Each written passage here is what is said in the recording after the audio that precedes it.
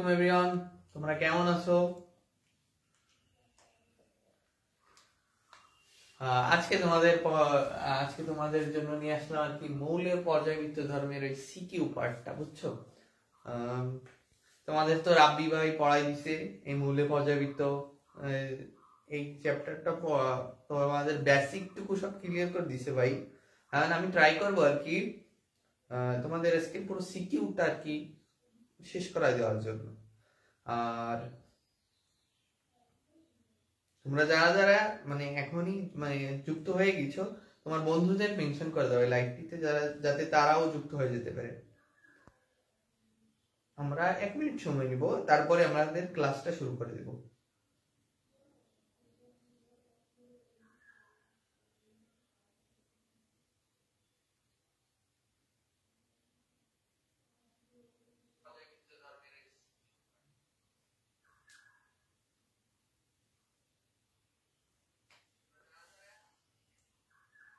ঠিক আছে, আশা করি শব্দও ভালো মতো শোনা যাচ্ছে, আমাকে ক্লিয়ার মতো দেখাও যাচ্ছে।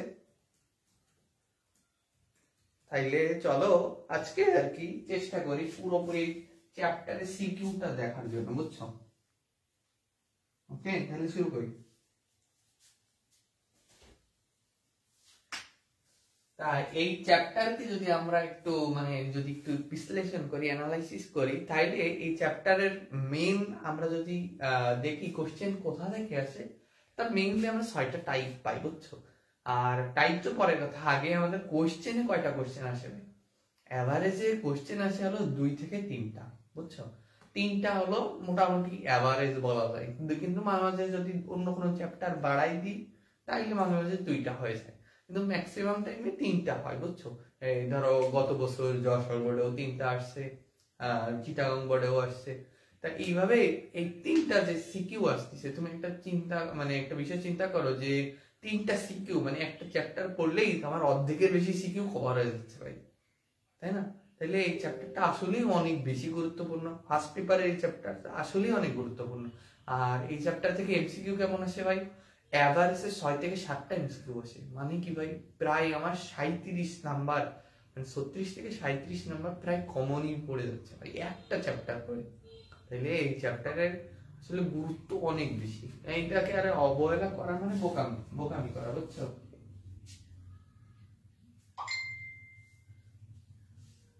তাইলে চলো আমরা শুরু করি আর কি, বুঝছো? ধরো আমরা বললাম তো কেবল যে সিকিউ আসলে কয়টা আসছিল, 2 থেকে 3টা আসে স্বাভাবিকভাবে, প্রত্যেক বছর বারবার আসে।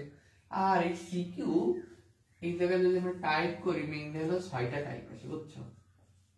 আমি যদি বিশ্লেষণ করে দেখলাম অতগুলো কোশ্চেনে মাত্র 6টা টাইপ আসে, তাই না? মাত্র 6টা টাইপ পড়লেই যদি হয়ে যায়। তা আমরা আজকে যে চ্যাপ্টারটা অনেক বড়, এই জায়গায় অনেক থিওরি বেসড কথাবার্তা আছে না, তা তোমাদের আজকে ট্রাই করবো কি এর পুরো অর্ধেকটা আমি পুরো আজকেই শেষ করে দেওয়ার জন্য।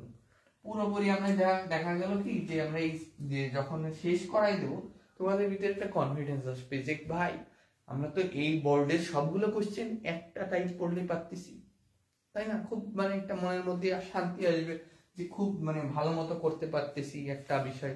চলো এমনি এখনই শুরু করে ফেলাই।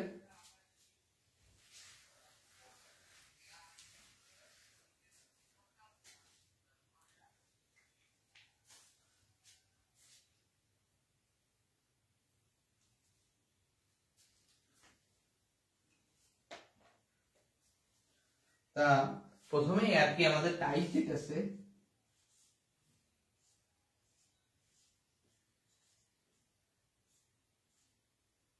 এই প্রথম টাইপটা হলো কি আমাদের পর্যায় সারণী।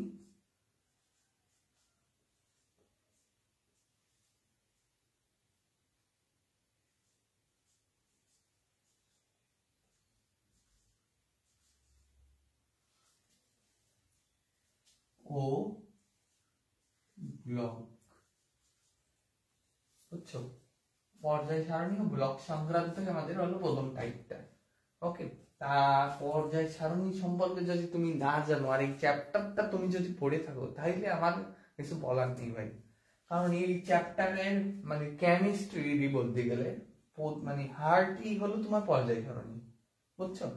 পর্যায় সারণীর আর কি আমি এখন ধরেই নিতে পারি, যেহেতু এইচএসসি 1 মাস পরে তোমরা অন্তত পর্যায় সারণীটা মোটামুটি একবার পড়ছো, বুঝছো? তা অন্তত কিছু কিছু জিনিস আর কি পর্যায় সারণী মনে রাখতে হয়। আমার যারা যারা পরিমাণগত আমি একটা সিকিউ ক্লাস নিছিলাম, ওইটা যখন তোমরা ক্লাস করছো তোমরা দেখবা ওই জায়গায় আমি একটা লিস্ট করে দিছিলাম। কিসের লিস্ট ভাই? পারমাণবিক ভর, যেগুলো অনেক ইম্পর্টেন্ট, বুঝছো? তার পারমাণবিক ভরগুলো আমি একেবারে লিস্ট করে দিচ্ছি, যেগুলো মুখস্থ করবা তোমরা। ওকে, আর আর কি বলে, আর নর্মালি প্রথম 20টা তো এমনি মুখস্থ থাকে ভাই, এতগুলো 9-10 থেকে পড়ে আসছি, এমনি মুখস্থ থাকবে। আর ওইগুলো আমি যেটা দিছিলাম ওইগুলো মুখস্থ করে ফেলবা, বুঝতে পারছো? আর তাইলে কি করবো ভাই, এই জায়গা থেকে গ্রুপ ভিত্তিক ভাবে আমাদের মৌল মনে রাখতে হবে। কারণ কি, আমরা যখন সারণীর পর্যায় ভিত্তিক ধর্ম পড়বো, দেন আমাদের আর কি বিভিন্ন আইডেন্টিফাই করতে বলে মৌলগুলো, সেইগুলো আমরা অনেক ধরো নিচের দিকে আছে, ধরো 55-56 টাইপের মৌল দিল যে এত পারমাণবিক ভর, তুমি এটা বের করো। তা আমরা কেমনে বের করবো ভাই? ওই সময় আমরা বের করবো হলে এই গ্রুপ ভিত্তিক আমরা যে মুখস্থ করছি, ধরো আমাদের যে গ্রুপ ভিত্তিক কেমন ছিল, ধরো কি ফার্স্ট গ্রুপ কি ছিল?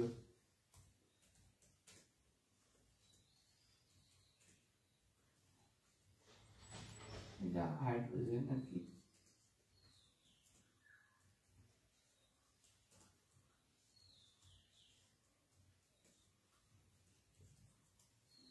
বুঝছো? এইটা হলো প্রথম গ্রুপের মৌল।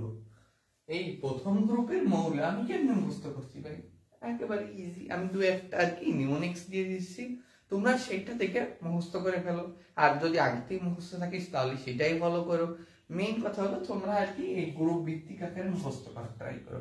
আমরা তো একেবারে কি পর্যায় আকারে পড়ছি না, যে hydrogen, helium, lithium, beryllium, boron, carbon, nitrogen, oxygen, chlorine, neon, এইভাবে পড়ছি না। আমরা ওইভাবে পড়ে আসছি, সমস্যা নেই, ওইভাবে আমরা মুখস্থ রাখবো। কিন্তু আমাদের গ্রুপ ভিত্তিকও মনে রাখতে হবে। এই জন্য আমাদের সামনে যে কোশ্চেন আছে সেগুলো আমরা খুবই কুইকলি হ্যান্ডেল করতে পারবো। ওকে,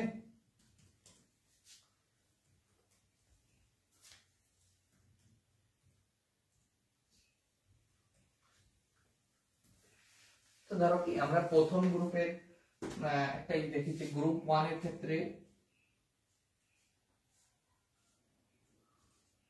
এই গ্রুপ 1 এর ক্ষেত্রে আমাদের নিউমোনিক্সটা কি ছিল ভাই? এটা ছিল কি হাই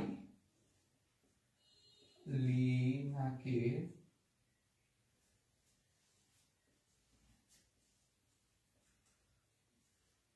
রুবি সেচে ফেলেছে।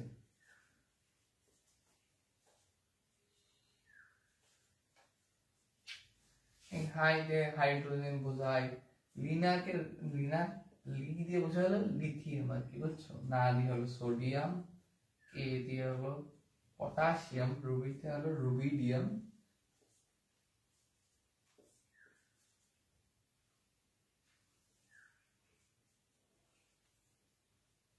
বুঝছো? সিজিয়াম আর ফ্রান্সিয়াম। তাই এইটা তো আমরা বুঝতে পারছি যে এইটা আমরা কেমন বের করছি। ওকে, আমি খালি তাহলে এখন কি করি ভাই, নেমোনিক্স গুলো লিখে নিই, তোমরা এমনি নেমোনিক্স পড়ার সাথে সাথে মৌলগুলো মনে রাখতে পারবে। ওকে, তোমাদের সুবিধার ক্ষেত্রে আমি হলো নেমোনিক্স যে কটা গ্রুপ খুবই গুরুত্বপূর্ণ সেইগুলোরই দিচ্ছি, অত প্রেশার নেওয়ার দরকার নেই। বাদ বাকিগুলো না পড়লে সমস্যা নেই। পর্যায়ে যেহেতু আমাদের অন্তত 30টা মুখস্থ আছে আর আমাদের গ্রুপ ভিত্তিক ভাবে এরকম মুখস্থ আছে, তাইলে এইটা পুরোপুরি যথেষ্ট আমাদের জন্য। ওকে,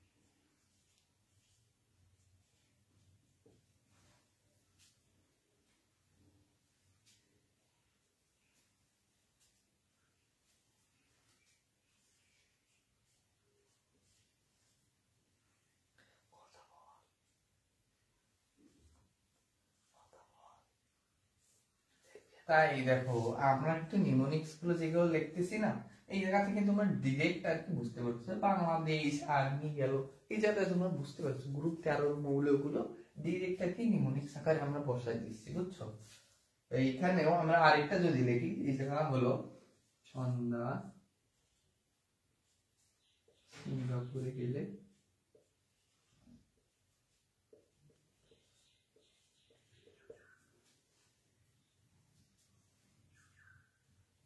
সোনা পাবে,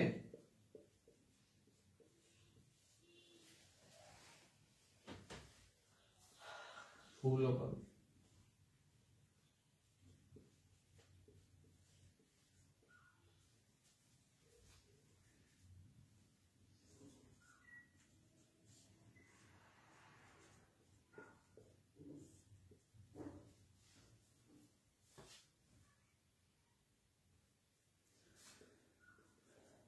নামাজ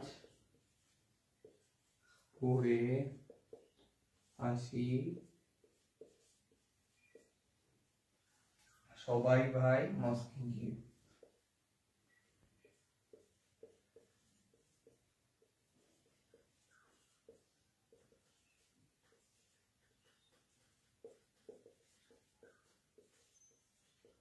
বর্তমানে তো এখন এটা চলতেছে যে রমজান মাস, রমজান মাস শেষ হইলে বন্ধুদের মুখে এই কথা শুনতেই পাবা না, আশা করি।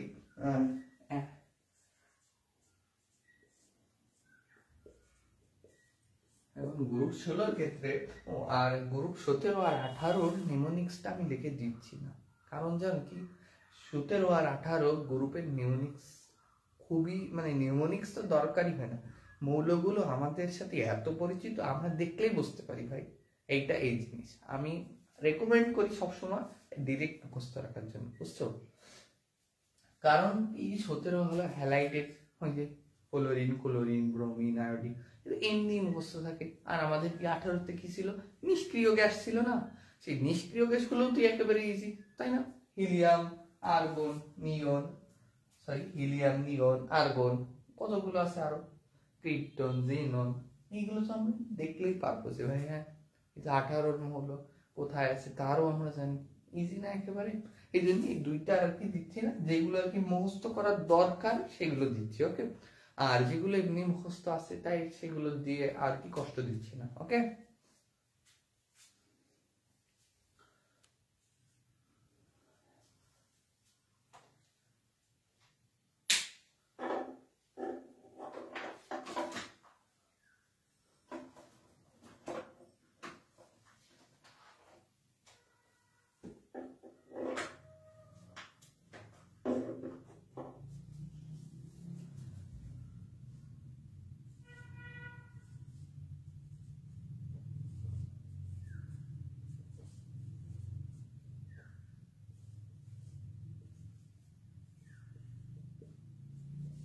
ও এসএসসি তে পড়ে, লিভার পুলিশ করে,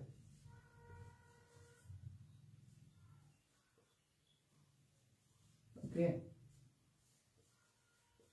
এখানে ও তো বুঝছো অক্সিজেন বোঝাচ্ছে আর কি এসএসসি তে, মানে কি সাল মানে এটা হলো একটা সালফার আর এটা হলো সেলেনিয়াম, ওকে? দেন আমরা এই বাকিটা এমনি জানি ভাই, মোটামুটি আর কি। আমরা যদি বলতে চাই তাইলে হলো কি মেইন হলো আমাদের প্রয়োজন হয় যতটুকু, মেইন হলো 4টা আমাদের পর্যায় যেটা ছিল ওইগুলো বেশি প্রয়োজন হয়। এইগুলো মুখস্থ রাখতে কেন বলতেছি, কারণ কি অনেক সময় স্যাররা যদি একটু কঠিন করে দিতে চায়, বুঝছো, একটু যদি আমাদের ডিফিকাল্ট করে দিতে চায় তখন একটু গ্রুপ ভিত্তিক আকারে আমাদের বের করা লাগে, বুঝতে পারছো না? এই জন্যই এই আলোচনাটা করলাম। এইটা তোমরা পারলে স্ক্রিনশট নিয়ে নাও বা তোমরা ডিরেক্ট লিখে নাও, তাইলে আরো সুবিধা হবে, ঠিক আছে?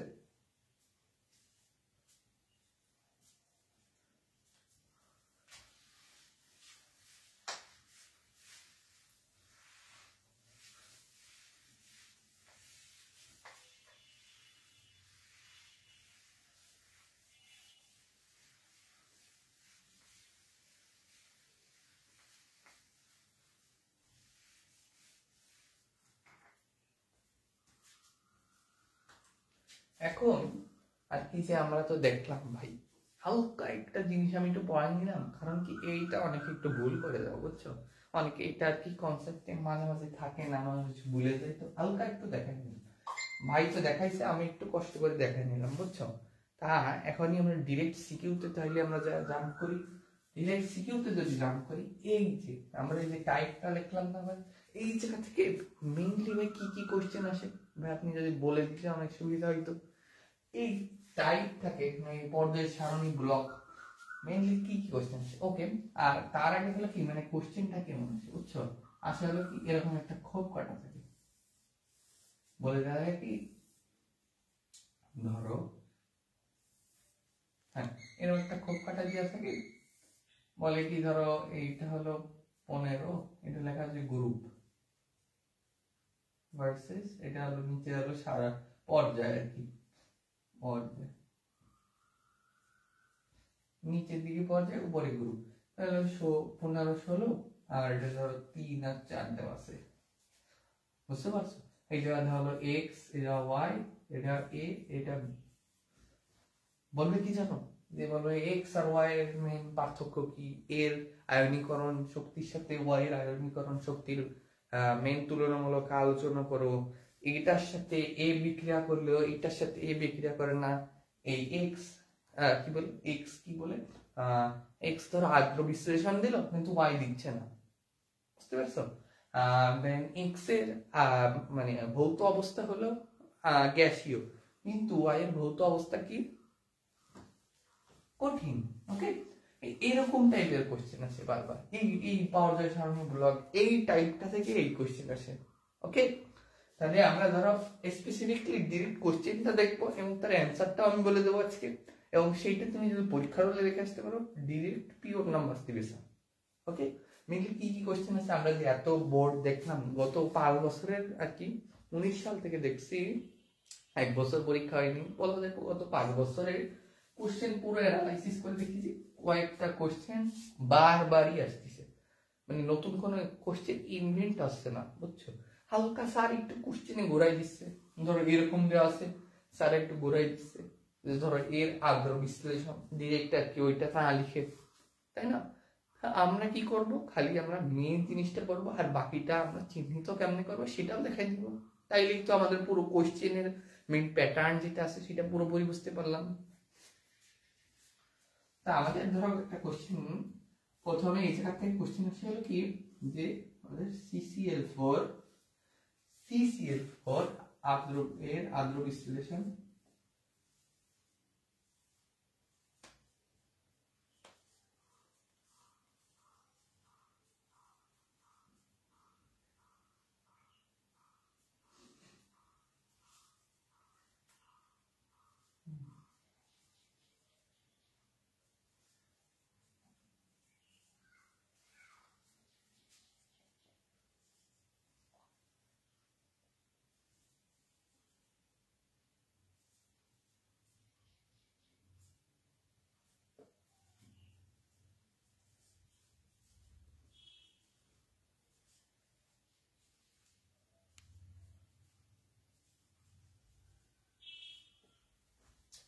ওকে। আমাদের কোশ্চেনে কি ডিরেক্ট এটা না থাকার সম্ভাবনাই বেশি, বুঝছো? কোশ্চেনে কেমন থাকবে, কোশ্চেনে এরকম শর্ট আকার থাকবে, দেন আমরা কি করব, প্রথম কাজ হবে হলো কি আমাদের আইডেন্টিফাই করা, এই আইডেন্টিফাই কি করা, এই আইডেন্টিফাই কি করা যে ভাই এক্স হলো এই মৌল, ওয়াই হলো এই মৌল, ই হলো এই মৌল, বি হলো এই মৌল, ঠিক আছে? যেটা আমাদের কোশ্চেনে যাচ্ছে, বুঝছো? কোশ্চেন দেওয়া থাকবে কি যে কি বলে ACl4 আর BCl4, মানে ACl4 আদ্র বিশ্লেষণ হয় না, ঠিক আছে, কিন্তু এই BCl4 আদ্র বিশ্লেষিত হয় কেন, কারণ ব্যাখ্যা করো। তাহলে আমাদের প্রথম স্টেপ হলো আর কি এদের আর কি আপনারা শনাক্ত করবেন, এদের শনাক্ত করলে আপনার ধরো পালাম একটা কার্বন আর একটা সিলিকন ধরলাম আর কি, বুঝছো? এটা তো অ্যাকুরেট না, মানে আমি একটা এক্সাম্পল দিচ্ছি, স্যাম্পল দিচ্ছি আর কি, এরকম দিয়ে বলবে কি এইটা বিশ্লেষণ করো, তখন আমরা কি প্রথমে আর কি স্টেপটা কি হবে, আমরা এদের আর কি চিহ্নিত করব যে এটা এই মৌল, এটা এই মৌল, দেন তাহলে বলতে পারবো কি তাহলে এটা আদ্র বিশ্লেষণ হয় না আর এটা হয় কেন, ডিরেক্ট চলে আসছি, স্যার ওগুলো তাই করবে যে আমাদের এইরকম দেওয়া থাকবে, আমাদের অপরিচিত লাগবে, কিন্তু আমরা এই জায়গা থেকে একটু পরিচিত করে নিয়ে ডিরেক্ট এই কোশ্চেনটাই পাবো, ওকে। দেন আমরা ডিরেক্ট এখন যেটা বলে দেবো সেটাই লিখবা। এটা বুঝতে পারলে, কনসেপ্টটা বুঝতে পারলে মুখস্থ রাখা লাগবে না, ডিরেক্ট দুই একটা লাইন মনে রাখবা হয়ে যাবে। আমি তোমাদের আজকে আর কি অনেক বড় করে বলবো না, বুঝছো, যে গ নাম্বারে এই যে আমরা যত অনেক কিছু লিখি না, আমি হলো মেন জিস্ট অংশটুকু লিখে দেবো, যেটা তোমাদের আর কি পরীক্ষার খাতায় যদি স্যার দেখতে পাই শিওরলি ফুল নাম্বার দিতে বাধ্য স্যার। ওকে, তো মনে করো ভাই এটা আসলে কারণ কি ভাই, এটা তো লিখছেন, এর কারণ কি আসলে, মানে এর মূলত কারণ কি, বুঝছো? এটার আসলে মেইন আর কি আমাদের এই জায়গা হয় না, আর জায়গা হয়, আর মানে আদ্র বিশ্লেষণ হয়, এর মেন শর্তই হলো কি আমাদের ডি অরবিটাল থাকতে হবে। ডি অরবিটালের উপস্থিতির উপর নির্ভর করে। ওকে, উপস্থিতি।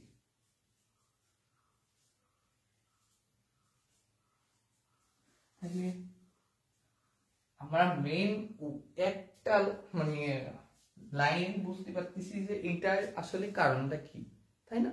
আমাদের স্যাররাও ঠিক এই জায়গায় ফোকাস করবে, তুমি এই লাইনটা লিখছো কিনা, বাকিটা হইলো কি তোমার পড়ে নিলে বই থেকে বা যে গাইড বই থেকে যেভাবে পড়ে নিলে সমস্যা নেই, একটু নিজের মতো লিখলে সমস্যা নেই, কিন্তু মেইন এই কথাটা যখন থাকে তাইলে স্যার অবশ্যই নাম্বার দিবে। ওকে, তাহলে আমাদের মেইন শর্ত কি ডি অরবিটালের উপস্থিতি। তা তুমি সি এর ইলেকট্রন বিন্যাস আমরা যদি করি, সি কত ছিল 6, আর 1s2 2s2 2p2,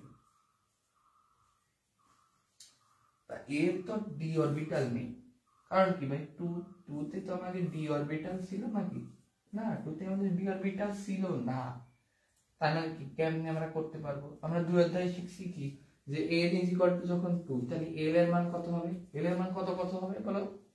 হ্যাঁ, n-1, 0 থেকে n-1 মানে কি এইটা, এই তিনটা হতে পারে। তা এই 1 এর মানের ক্ষেত্রে কি 0 হলো s আর এটা হলো p, মানে 2 এর ক্ষেত্রে সর্বোচ্চ p পর্যন্তই যায়, d পর্যন্ত যাইতে পারবেই না, বুঝতে পারছো না? এটা একেবারে ইলজিক্যাল, d তে যাইতেই পারবে না, অসম্ভব। কিন্তু আমরা যদি এর সিলিকনের ক্ষেত্রে দেখি, সিলিকন বাই কত নাম্বার,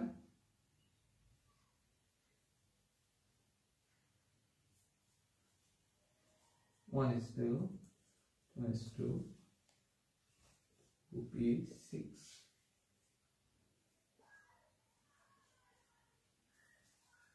ওকে।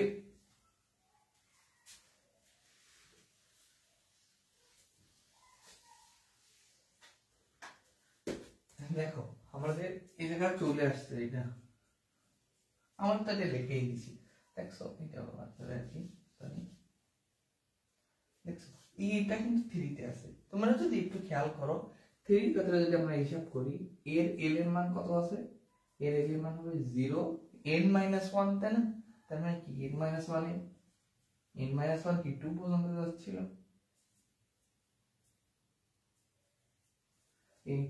n আর এটা হলো s, এটা p, এটা d, মানে কি এই 3d অরবিটাল আছে এইখানে, কি আমাদের d অরবিটাল আছে এখানে, কি আমরা তো জানি 3d হইতে পারে, তার মানে এইখানে d অরবিটালের উপস্থিতির কারণে এইখানে মেইনলি এখানে আদ্র বিশ্লেষণ ঘটবে, এবং কার্বনের ক্ষেত্রে আদ্র বিশ্লেষণ ঘটবে না। আশা করি পুরোপুরি বুঝতে পারছো মেইন ঘটনা কি এই জায়গা, তাই না?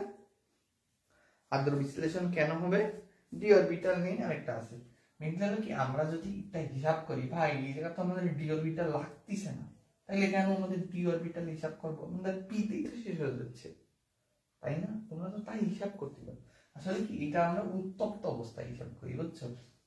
কার্বন মনে করো আমরা সিলিকনের ডিরেক্ট আমরা উত্তপ্ত অবস্থায় দেখাই দিই, সিলিকনের আমরা যদি উত্তপ্ত মানে অবস্থায় হিসাব করি এইটুকু তো সেম থাকবে। ওকে, লাস্ট স্তর আর কি আমাদের উত্তপ্ত হয়ে আলাদা আলাদা বেজোর টেজোর হয়ে যায়। তা আমরা যদি হিসাব করি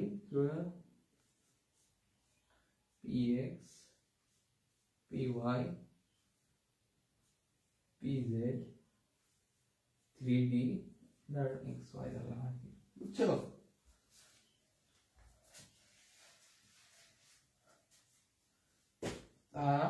এইখানে ভাই এরকম লিখলেন কেন ভাই, এটা তো দরকার নেই, মোট কয়টা আছে, মাত্র 4টা আছে ভাই, 4টা ইলেকট্রন আছে লাস্ট 3 নাম্বার অরবিটালে, এখন আমরা ধরো উত্তপ্ত যখন করব তখন বিজোড় মানে এখানে দুইটা ছিল না, সিঙ্গেল সিঙ্গেল হয়ে যাবে, মানে একটা ইলেকট্রন উত্তপ্ত হয়ে আমাদের এই 3D তে চলে আসবে। আর এখানে তো ছিল, বুঝছো? এখন আমাদের এই 3D এর কারণে এরকমটা ঘটতেছে, মানে উত্তপ্ত অবস্থায় এটা চলে যাচ্ছে। ওকে, আর এই 3D মানে মেইনলি তো আর্দ্র বিশ্লেষণ না। আর্দ্র বিশ্লেষণ মানে কি জানো? পানিটা বিশ্লেষণ মানে এটা পানির ধরো আমরা বিশ্লেষণ আয়ন যদি লিখি এরকম লিখতে পারি না, এই আয়নটা আমাদের যৌগের সাথে যুক্ত হয়ে যায়। মানে কি এখানে আমাদের কি যৌগ ছিল কি SiCl6+OH হয়ে যাবে, বুঝছো? একটা OH মাইনাস যুক্ত হয়ে যাবে। কিন্তু এই জায়গা তো অসংখ্য পানির অণু ছিল, তার মানে কি ডিরেক্ট এটাকে আমরা যদি ধরো চাইপ দিয়ে লিখি, ডিরেক্ট লিখতেছি, বুঝছো? তাইলে কেমনে আসবে, চারিদিকে OH আছে।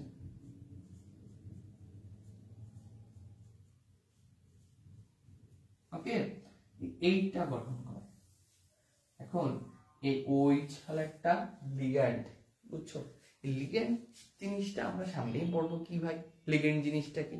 এই লিগ্যান্ডটা থাকার জন্য অবশ্যই আমাদের 3D অথবা ডি অরবিটাল, স্পেসিফিকলি বলতে গেলে আমাদের ডি অরবিটাল অবশ্যই জরুরি। ওকে, কিন্তু এটা আমাদের কার্বনের ক্ষেত্রে নেই, যেহেতু মানে 3 তে যাইতে পারতেছে না, 3 তে তো কোনো অরবিটালই নাই, বুঝছো না? উত্তপ্ত হয়ে এত উপরে তো যাইতেছে মানে যাওয়া সম্ভব না। তা এইখানে আমাদের এই লিগ্যান্ডের অবস্থানের জন্য আমাদের ডি অরবিটাল অবশ্যই ফাঁকা প্রয়োজন। আর এইখানে আমাদের ফাঁকা আছে সিলিকনে, কার্বনে নাই, এই জন্য কার্বনে হই নাই। ওকে, কিন্তু সিলিকনে হয়েছে। মেইন শর্ত কি ছিল? ডি অরবিটালে ফাঁকা থাকতে হবে, বুঝতে পারছো? আর তার মেইন কারণ হলো আমাদের লিগ্যান্ডের অবস্থান করতে হবে ডি অরবিটালে, এই জন্য। ওকে, পুরোপুরি কোশ্চেনটা ক্লিয়ার না? একেবারে খুব সহজ ভাবে আমরা শিখলাম। মেইন খালি এই একটাই মানে কিওয়ার্ড যদি আমরা মনে রাখতে চাই তাইলেই তো হয়ে গেল যে আমাদের কি ডি অরবিটালে ফাঁকা অবস্থান থাকতে হবে, অন্তত ডি অরবিটাল থাকতে হবে। কারণ কি আমাদের লিগ্যান্ড অন্তত যদি স্ট্রং লিগ্যান্ড হয় তাহলে আমাদের ইলেকট্রন চাপাই দিতে পারতো। এটা সামনেই আসতেছে, আমরা সামনে পড়বো কিভাবে কি হয়। তো আমরা অন্তত বুঝতে পারলাম তাহলে কি ডি অরবিটালের উপস্থিতি না থাকলে আমাদের এটা সম্ভব হবে না, তাই না? ভেরি গুড, তাহলে একটা কোশ্চেন পুরোপুরি সলভ হয়ে গেল। আর জানো তুমি এই একটা কোশ্চেন যে সলভ করলে না, এটা কয়টা বোর্ডে আসছে?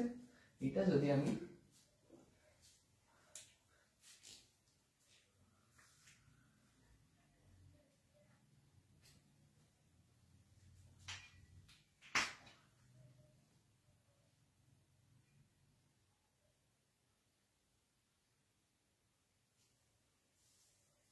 যদি লিখতে যাই যে রাজশাহী বোর্ড 23-এ আসছে, বরিশাল বোর্ড 23-এ আসছে,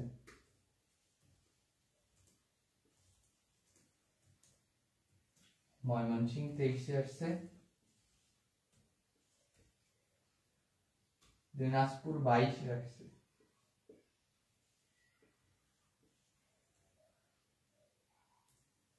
যশোর বোর্ড 22, রাজশাহী বোর্ড 21, আর কুমিল্লা বোর্ড 19। বুঝছো? মানে আমি যত জায়গা পাইছি, আমার তো মিস্টেক হইতে পারে, কিন্তু এই জায়গাগুলো শিওর আছে, আরো থাকতে পারে, বুঝছো? তুমি দেখো অন্তত 3 মানে 7 বার এই কোশ্চেনটা আসছে, 7 বার আসছে। এবং তুমি দেখো এই 23 সালেও আসছে, 24 তো পরীক্ষায় হয়ে নাই, তো ধরো 23 সালেও আসছে। তার মানে কি ভাই, এটা তিনটা বোর্ডে আলাদা আলাদা বোর্ডে আসছে। তাইলে তুমি বুঝো এই একটা কোশ্চেন করার মাধ্যমে তোমার আর কি সিকিউর গঘর যতগুলো কোশ্চেন আছে তার প্রায় 7টা কোশ্চেন আমার একটা কোশ্চেন করার মাধ্যমে পুরোপুরি শেষ হয়ে যাচ্ছে, তাই না? তাহলে কত ইজি টাইপ ভিত্তিক আকারে আমরা যখন করতেছি একেবারে ধরা তেরে করে ফেলতেছি। মানে ওই জায়গায় কি মানে আমাদের একটু আছে, ধরো এক জায়গায় যখন সবকটা দেওয়া আছে, এক জায়গায় ডিরেক্ট ইলেকট্রন বিন্যাস দেওয়া আছে, তাই না? আরেকটা ধরো বলো যে এর পারমাণবিক ভর এত, তাই দেওয়া আছে। তা আমরা ওই জায়গাতে খালি আইডেন্টিফাই করবো যে মৌলটা কি, দেন আমরা মেইন আমাদের এবার এই কোশ্চেনে চলে আসবো, এই কোশ্চেনে চলে আসবে, দেন আমরা এই জিনিসটা রাখবো। এই জিনিসটা মানে বাংলায় তুমি একটু পড়ে নিও হালকা, কিন্তু মেইন কনসেপ্টের মানে মেইন অন্তত লাইন যেটা আছে, সারা যদি দেখে এই লাইনটা এই বাচ্চাটা লেখছে তাহলে স্যার অবশ্যই নাম্বার দিবে। ওকে, আর ফার্স্ট আমাদের একটা কোশ্চেন শেষ।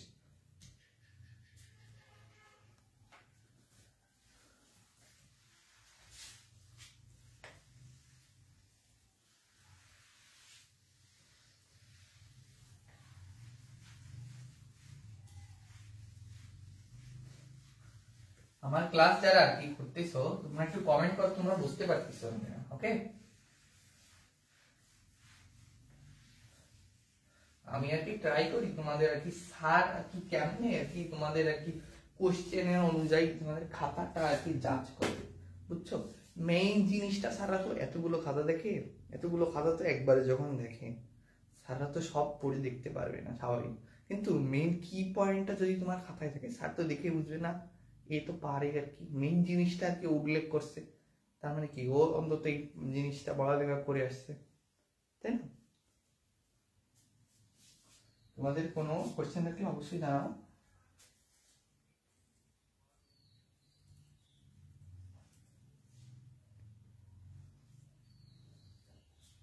ওকে, তাহলে আমরা সেকেন্ড কোশ্চেনে যাই। ওকে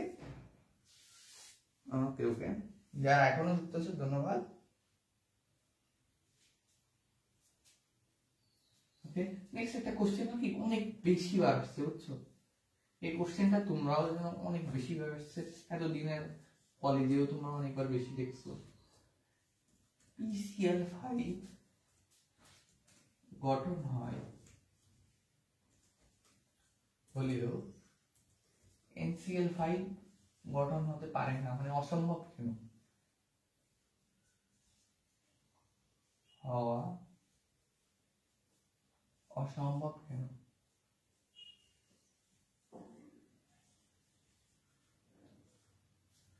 এইটা আর কি কতবার যে কোশ্চেনে আসছে ভাই, এটা আমি বোর্ড লিখতেই পারিনি, এতবার কোশ্চেনে আসছে, বুঝছো? তোমরা এই জিনিসটা গাইড খুলেই দেখবা কি ভাই এই এই কোশ্চেনটা প্রায় আসেই, জিনিসটা উল্টাবা কই টেস্ট পেপারের বা তোমাদের গাইড বইয়ের, দেখবা যে উল্টাতে উল্টাতে দেখবা এই কোশ্চেনটা চোখে বাঁধবে, এত গুরুত্বপূর্ণ একটা কোশ্চেন এবং বারবার আসেও। এই PCl5 গঠন হয় এবং NCl5 গঠন হয় না, কারণ কি ভাই? এই জায়গাও মেইন কারণ কি, ধরো এই জায়গার মেইন কারণ আবার, তাইলে আমরা ধরো একটা লাইনে লিখি মেইন রিজন, তাহলে M R main reason. Okay, main reason কি এই জায়গাও সেম রিজন কি ডি অরবিটাল থাকতে, কেন ভাই এই জায়গাও ডি অরবিটাল কেন? Same reason. Okay, D orbital থাকতে হবে, ফাঁকা থাকতে হবে, যেটা বলি।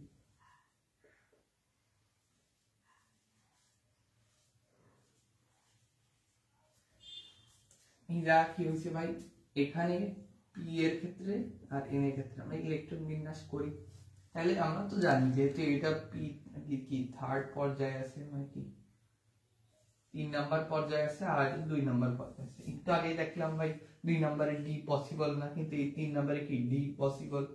তাই আমরা যদি দেখো উত্তপ্ত করি, বুঝছো? তাহলে এই পি এর ক্ষেত্রে হলো 57, আমরা খালি এইটাই করি, বুঝছো? এইটা তো হবেই না জানি, যখন তাহলে এটা যখন করি তাহলে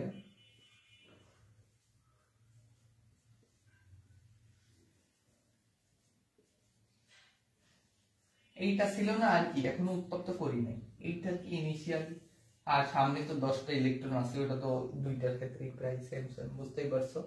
তা এইখানে আমরা যদি উত্তপ্ত করি, ঠিক আছে, এটাকে আমরা কি তাপ দিছি আর কি, এখন এই তাপ যখন দিছি তখন এর ইলেকট্রন বিন্যাস কেমন হবে? তখন এই এবার এস থেকে একটা ইলেকট্রন কি ভাই উড়ে যাচ্ছিল না, একটা ইলেকট্রন উড়ে চলে যাচ্ছে, কোথায় যাচ্ছে ভাই 3D তে চলে যাচ্ছে। হ্যাঁ, এখানে তো পি তে 3টা আছেই, কোনো চিন্তাও নেই, তাইলে 1 পি ওয়াই 1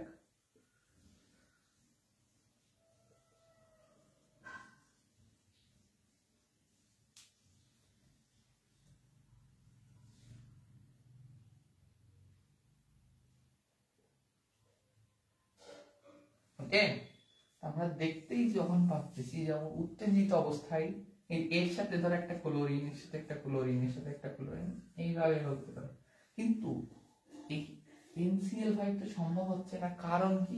ডি অরবিটাল নেই। আমাদের ইলেকট্রনটা উড়ে কোথাও যে অবস্থান করবে সেই ডি অরবিটালটা তো নেই আমার এই নাইট্রোজেনের ক্ষেত্রে। গ্রুপ 2 মানে পর্যায় 2 ভুক্ত আমার যে মৌলগুলো ছিল তার তো আমরা ডি খুঁজে পাবো না, তাই না? একটু আগে তো দেখাই দিলাম কেন পাবো না, তাই না? সেম রিজন আমরা খালি একটু সাজায় লিখতেছি। তাহলে কি মেইন রিজন? তাহলে আমরা কি পাই গেছি? ডি অরবিটাল ফাঁকা থাকতে হবে, কিন্তু এন এর ক্ষেত্রে নেই, পি এর ক্ষেত্রে আছে। এই জায়গা মানে উত্তপ্ত অবস্থায় ইলেকট্রন বিন্যাসও দেখাই দিলাম স্যারকে। স্যার এই দেখেন ইলেকট্রন বিন্যাস আমরা 5টা এইভাবে ক্লোরিন যুক্ত করতে পারতেছি। ওকে না? একেবারে ইজি না, বুঝছো না? দেখছো আমাদের এখন কনসেপ্ট কতটা ইজি হয়ে গেছে। একেবারে দেখতেছি, কোশ্চেন দেখতেছি, মেইন রিজনটা আমরা যদি বুঝতে পারলাম, দেন ওইটা নিয়ে হালকা একটু লিখে দিলাম, স্যার এইটা হয়েছে এই। স্যার অবশ্যই নাম্বার দিবে, ফুল নাম্বার দিবে, কোনো সময় স্যার নাম্বার কাটবে না, অবশ্যই এতগুলো খাতা দেখবে। মেইন রিজনটাই স্যার দেখলে বুঝতে পারবে অবশ্যই স্টুডেন্ট ঠিক লিখছে এবং পারফেক্টলি পড়ালেখা করে আসছে। তাইলে তোমাদের কোশ্চেনের মেইন কোশ্চেন প্যাটার্ন গুলো আমি পুরোপুরি দেখাই দিচ্ছি, হাতে কলমে কেমনি অ্যান্সার করবা যাতে ফুল নাম্বার পাইতে পারো তাও দেখাই দিচ্ছি। ওকে, কোনো সমস্যা থাকলে অবশ্যই আমাদের মেসেজ করে জানিয়ে দাও।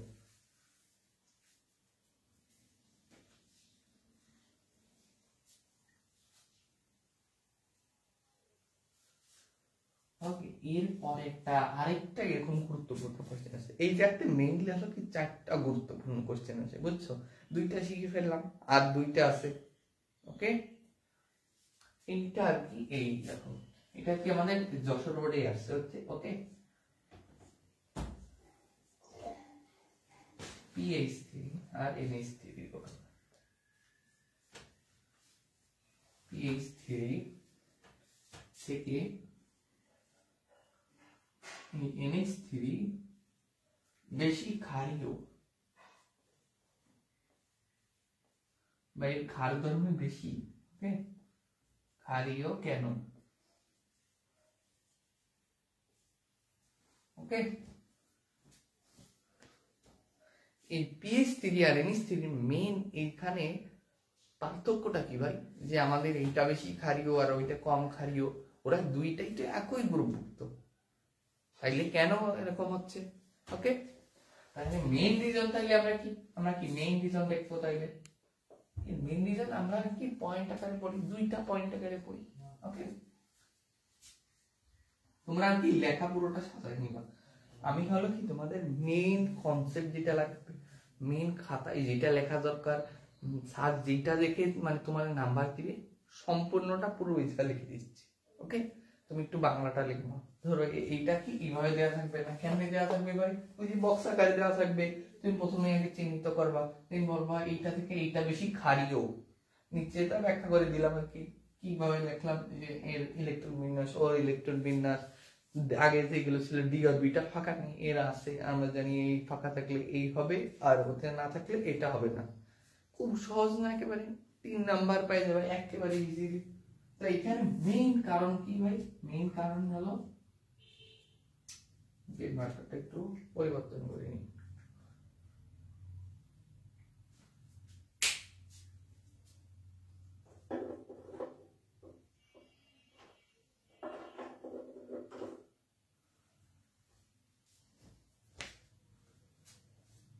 এখানে মেইন কারণ কি ভাই?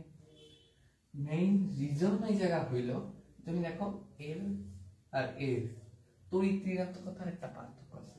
নাইট্রোজেনের তড়িৎ ঋণাত্মকতা বেশি, কারণ তড়িৎ ঋণাত্মকতার পার্থক্য রয়েছে।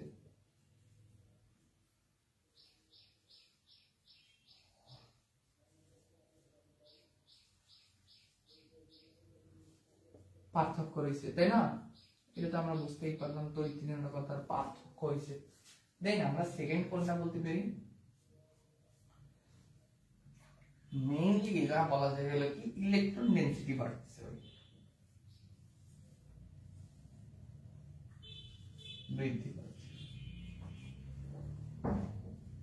এটাকে তোমরা আর কি একটু হালকা একটু ব্রড করে কেমনে লিখতে পারো হালকা একটু বলে দিই আর কি। এখানে কেমনে লিখবা ওকে এখানে আর কি কেমনে লিখবা ভাই বুঝতে পারছো এখানে মেইনলি লিখবা কি এর আকার ছোট পি থেকে মানে কি নাইট্রোজেন তো 2 নাম্বার আমাদের পর্যায়ে এটা 3 নম্বরে তাহলে আকার ছোট তাই না হ্যাঁ ভাই এর আকার ছোট ইজি আকার যেহেতু ছোট ভাই আকার সেম মানে আকার তো সেম না আকার ছোট তার কারণে ও মানে কি বলে এই যে আমরা NH3 গ্রহণ করছি না তিনটে ইলেকট্রন যখন সেম গ্রহণ করছি যার আকার ছোট তার কি ইলেকট্রন মানে যতটুকু আকার আছে ইলেকট্রন সেম আছে দুইটার ক্ষেত্রে তাহলে ডেনসিটি কোনটায় বৃদ্ধি পাবে অবশ্যই যেটা ছোট আর এখানে যেহেতু ইলেকট্রন ডেনসিটি বাড়ছে ভাই এই দুইটা রিজন সারা দেখবে যে তোমার এই দুইটা রিজন আছে এই দুইটা রিজনের কারণে যেহেতু আর তড়িৎ ঋণাত্মকের পার্ট আর তড়িৎ ঋণাত্মকতাটা কি ভাই তড়িৎ ঋণাত্মকতা মেইনলি যেটা বোঝা হলো কি যে ইলেকট্রন নিজের দিকে টানার ক্ষমতা হয় তাহলে কি ভাই নাইট্রোজেন ইলেকট্রনও টানতিছে আর সেম অ্যামাউন্ট ইলেকট্রনও আছে দুইটার ক্ষেত্রে এবং আকারও ছোট নাইট্রোজেনে তাহলে ওর ঘনত্ব বাড়তিছে আর মানে এটা বলতেছে কি ক্ষারীয় বুঝছো এই ক্ষারীয় জিনিসটা তাইলে কি ক্ষারীয় জিনিসটা হলো কি যে আমাদের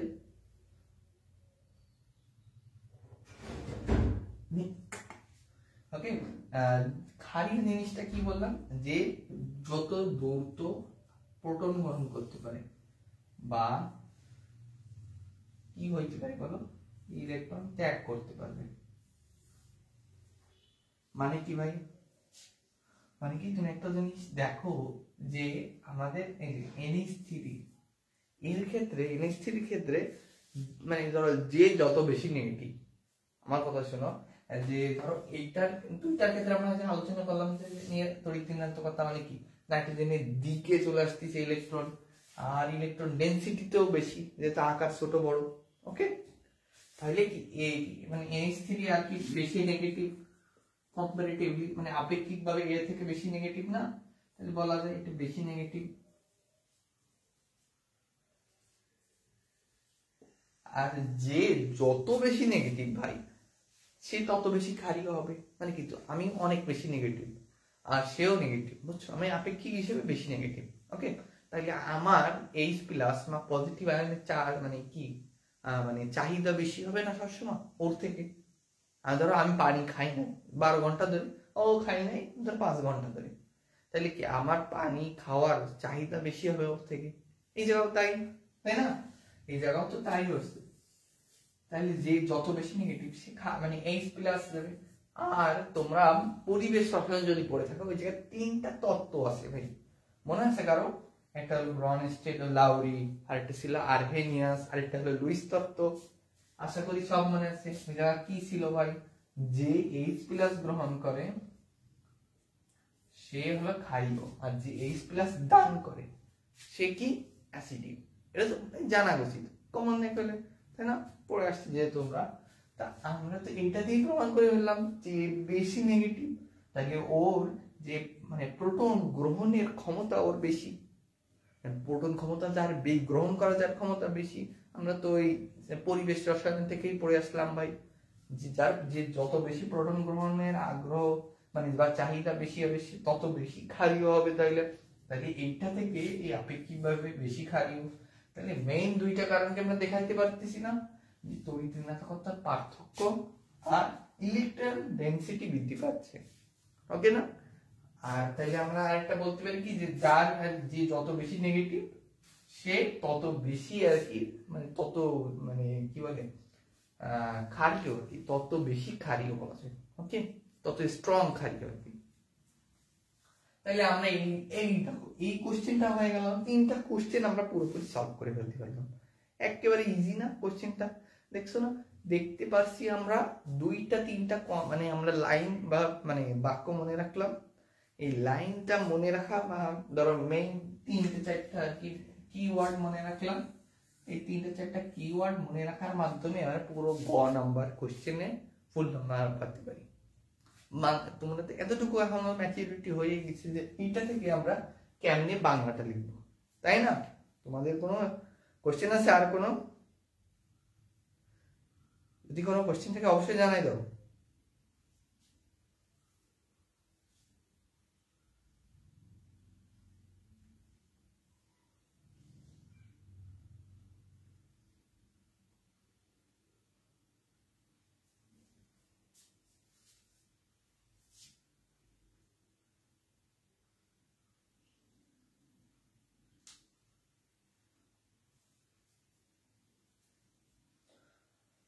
ওকে, দেন আমরা নেক্সট কোশ্চেনে জাম্প করি। ওকে, তাহলে এই আরেকটা কোশ্চেন করলে এই টাইপটা ধরে শেষ ভাই। কত ইজি একটা টাইপ করলাম না ভাই, আমরা খালি 2-3টা কিওয়ার্ড শিখতেছি আর দেন ডাইরেক্ট অ্যানসারটা লিখতেছি। পুরোপুরি আমাদের কোশ্চেনটা তাহলে শেষ হয়ে যাচ্ছে পুরো। ওয়াও, স্যারদের দেখবা যে স্যাররা মেইনলি অবশ্যই দেখো, তোমার কলেজের স্যার হোক, বোর্ডে খাবার লেখা হোক, যখন তোমার ইচ্ছা ভাই, যে কোনো তোমার প্রাইভেট পড়াই যারা, মানে প্রাইভেট টিউটর যারা, তাদের কাছে শুনবা যে ভাই আমাদের মেইন রিজনটা তো আমরা যেমন লিখছি ভাই, তাইলে কি স্যার নাম্বার দিবে? অবশ্যই স্যার নাম্বার দিবে। কারণ কি, স্যার জানে যে মেইন রিজন এইটা, আমরা চাইছিও এইটা, পাইছিও এইটা। তখন দেখবি স্যারদের চাহিদা পূর্ণ হচ্ছে আর কি, একটু ফর্মালিটি হিসেবে আমরা একটু বাংলা লিখে দিলাম, তাইলে কি স্যার কোনো নাম্বার কাটবে? তোমার কি মনে হয় ভাই? এই জায়গা তো নাম্বার কাটার কোনো মানে সুযোগই নাই আর কি। স্যার তো আর কি তোমার কোনো শত্রু না যে স্যার তোমার নাম্বার কাটার জন্য রেডি থাকবে। ওকে, আর একটা কোশ্চেন আছে, আর এই কোশ্চেনটা হলো কি, CO2 সাধারণ অবস্থায়, ধরো ভৌত অবস্থায় আর কি, ধরে নাও আর কি একটু, ভৌত অবস্থায়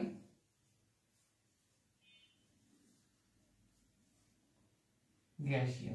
হ্যাঁ ভাই, আমরা জানি CO2 ভৌত অবস্থায় গ্যাসীয়, এটা নতুন কিছু না।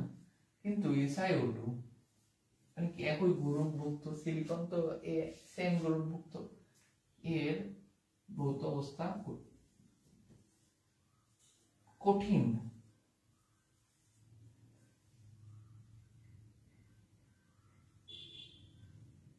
কঠিন কারণ কি, ওয়াই এই জিনিসটা কেন ঘটতেছে, যে CO2 সেম গ্রুপভুক্ত হইছে। হ্যাঁ ভাই, সেম গ্রুপভুক্ত, এত পার্থক্য কেন ভাই? একটা গ্যাসীয় আর একটা আমাদের কি কঠিন, মানে একটা ভৌত অবস্থার একটা মানে বিরূপ দেখা যাচ্ছে না, মানে বিরাট একটা পরিবর্তন দেখা যাচ্ছে না। তো এই মেইন কারণটা কি ভাই? তাহলে আমরা কি মেইন রিজনটা দেখে দিই। মেইন রিজন এখানে কি হতে পারে? ওকে,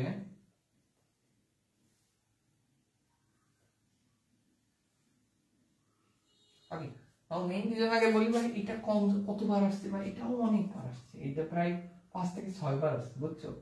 তা এটা ধরো মেইনলি আমি প্রথম যে এবার পাইছিলাম সেটা হলো চিটাগং 22, মানে কোশ্চেন প্রথমে আসছিল যেটা মনে আসছিল যত, চিটাগং 22। তো এই কোশ্চেনের মেইন রিজন আমি কি দুইটা ভাগে ভাগ করবো এই জায়গা। ওকে, কেন কি, একটা CO2 এর ক্ষেত্রে আমরা চিন্তা করব আর একটা SiO2 এর ক্ষেত্রে চিন্তা করব।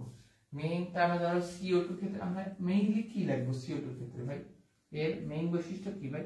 এটা কি একক পরমাণু হিসেবে থাকে, কি ভাই? একক।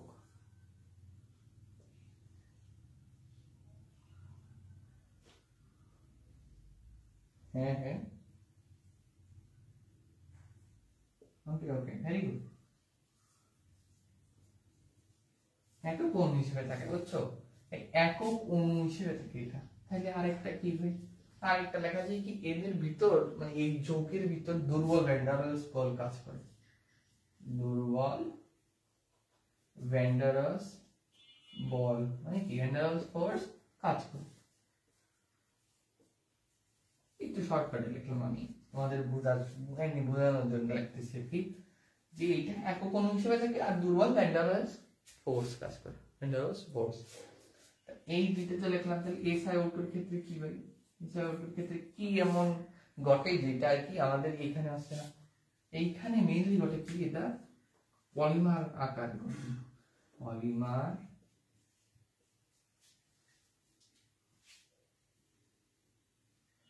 পলিমার গঠন করে, বুঝছো? পলিমার গঠন করে। এই জন্য এর পলিমারটা আসলে এতই বিশাল, এটাকে আমরা জানো কি বলি, দৈত্যাকার অণু, বুঝছো? এর পলিমারটা এত বিশাল যে আমরা কি বলি, দৈত্যাকার অণু, মানে এত বড়, বুঝছো? এখন এর ভিতর আমাদের হয়তো ভ্যান ডার ওয়ালস কাজ করে, কিন্তু এখানে যেহেতু মানে ধরো এই যে আমরা কি গাঠনিকটাই দেখে দিই, গাঠনিক বন্ধনের আকার অনুযায়ী যদি আমরা গঠন দেখি, এটা কাছে লিখে দিই। ওকে, এইখানে দেখো মাত্র এই চারটা, এই একক অণু হিসেবে থাকে না, কিন্তু SiO2 এর ক্ষেত্রে এর থাকে কেমন ভাই?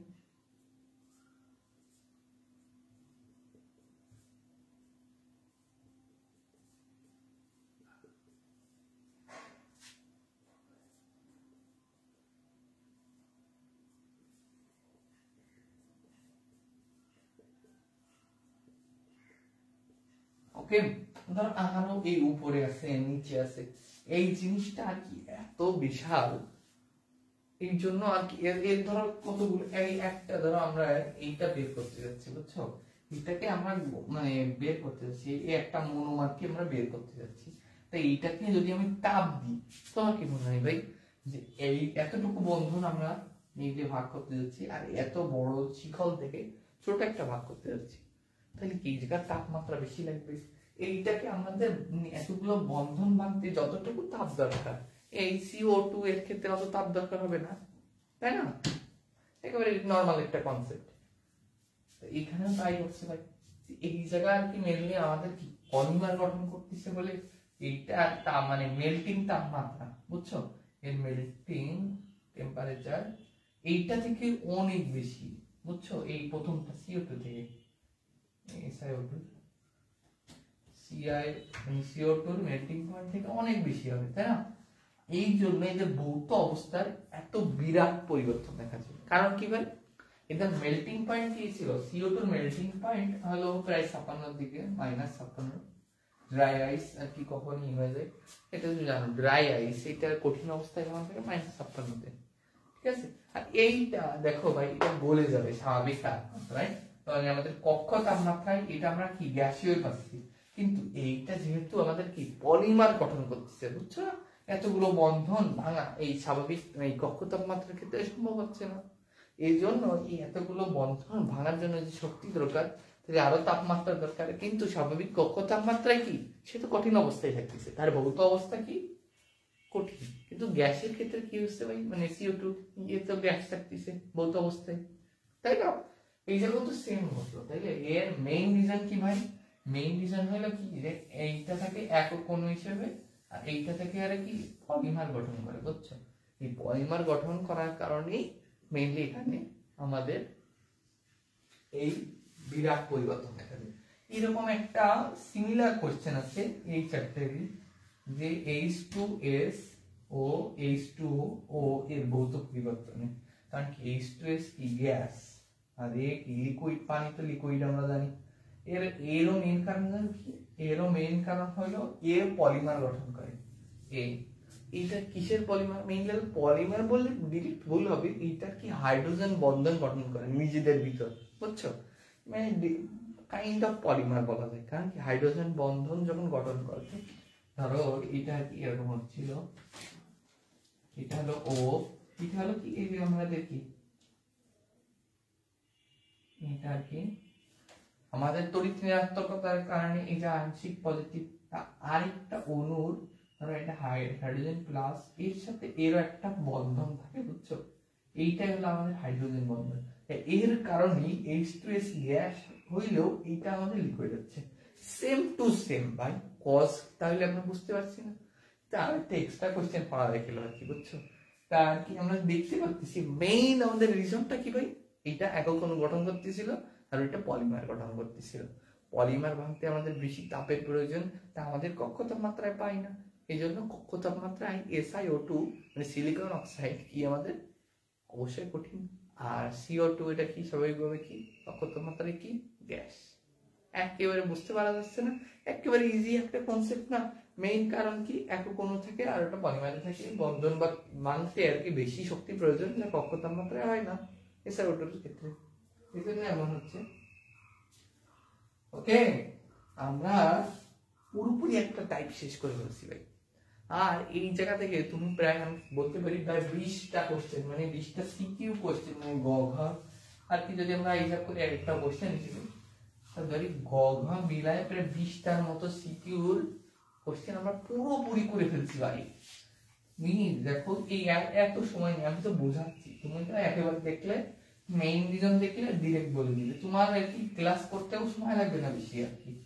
তুমি দেখছো না একেবারে ইজিলি পুরোটা আমরা করে ফেলছি, কত সুন্দরভাবে আমরা এই জিনিসটাকে এত সুন্দরভাবে রূপদান করে দিলাম ভাই। মেইন রিজনটা মেনলি মনে রাখলাম আর হালকা একটু বাংলা লিখে দিলাম, এটা তো একেবারে ইজি একেবারে কাজ, তাই না? একটা টাইপ ধরে শেষ। আমরা কি প্রায় 5টা কোশ্চেন শিখলাম, আমরা যদি ওই হাইড্রোজেন বন্ধনের ওইটা আমরা একটু দেখাই দিলাম, মেইন কারণ তো ওইটাও বলে দিছি, ওটা অবশ্যই লাস্টে আমি শিখাবোই আবার, এটা নিয়ে কোনো প্যারা নেই। ধরো 4টা কোশ্চেনই একটা টাইপে শিখলাম, তা কতগুলো কোশ্চেন আমরা শিখে ফেলছি না, কতগুলো বোর্ডে এরকম কোশ্চেন আসছে, তাই না? একেবারে ইজিলি আমরা শিখে ফেলতে পারছি। ওকে, এই নেক্সট টপিকটা মানে টাইপটাই হলো আমাদের অবস্থান্তর মৌল সম্পর্কে। অবস্থান্তর মৌল এই জিনিসটা পরীক্ষায় অনেকবার আসছে, প্রায় বলা যায় এটা প্রায় অবস্থান্তর মৌল থেকেই এইটা থেকে প্রায় 20টা কোশ্চেন আসছে। এতক্ষণ আমার 20টা মানে গ ঘ মিলায় 20টা শিখলাম না, এইখানে ধরো আমরা এই জিরো প্রায় 20টা কোশ্চেন পাই যাচ্ছি। তা বলা যায় কি ধরো গ ঘ মিলে প্রায় আমরা এই দুইটা টাইপ থেকেই প্রায় 20টা সৃজনশীল করে ফেলতে পারতেছি, গ ঘ মিলাই আর কি, বুঝছো? মানে এইটা ধরলাম গটা গ আসছে 20 আর ঘ আসছে 20, সেই হিসেবে আমরা 20টা সৃজনশীল করে ফেলছি ডিরেক্ট এই সেকেন্ড টাইপ করা শেষ করার পরে, বুঝছো? তা তোমরা এই অবস্থান্তর মৌলটা যদি হিসাব করে দেখো যে ভাই কি জিনিসটা কি এত সোজা এবং এতবার কোশ্চেনে আসছে, তাহলে ভাববা যে ভাই এই জিনিসগুলো যে এতদিন বুঝতে পারতাম না, করতে ভয় পেতাম, এটা আসলে বৃথা হয়ে গেছে, এটা আসলে অত কঠিন না, এটা আসলেই অনেক সোজা, তাই না? চলো আমরা দেখে বেলায় চাইলে কোনো টাইম ওয়েস্ট না করে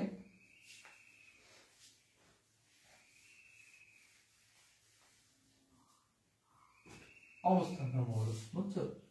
অবস্থান্তর মৌল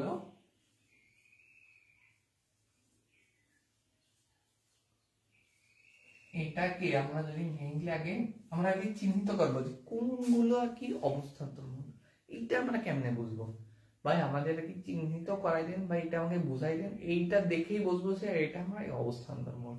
তার মেইনলি দুইটা ক্রাইটেরিয়া আছে, বুঝছো? বা দুইটা শর্ত আছে বলা যায়, বুঝছো? কি ভাই? তাহলে বিব্লক ভুক্ত হতেই হবে, ভুক্ত হতেই হবে আর কি, বুঝছো? অন্তত তারা ডি ব্লক ভুক্ত হইতেই হবে। ডি ব্লক হইলে কি হবে?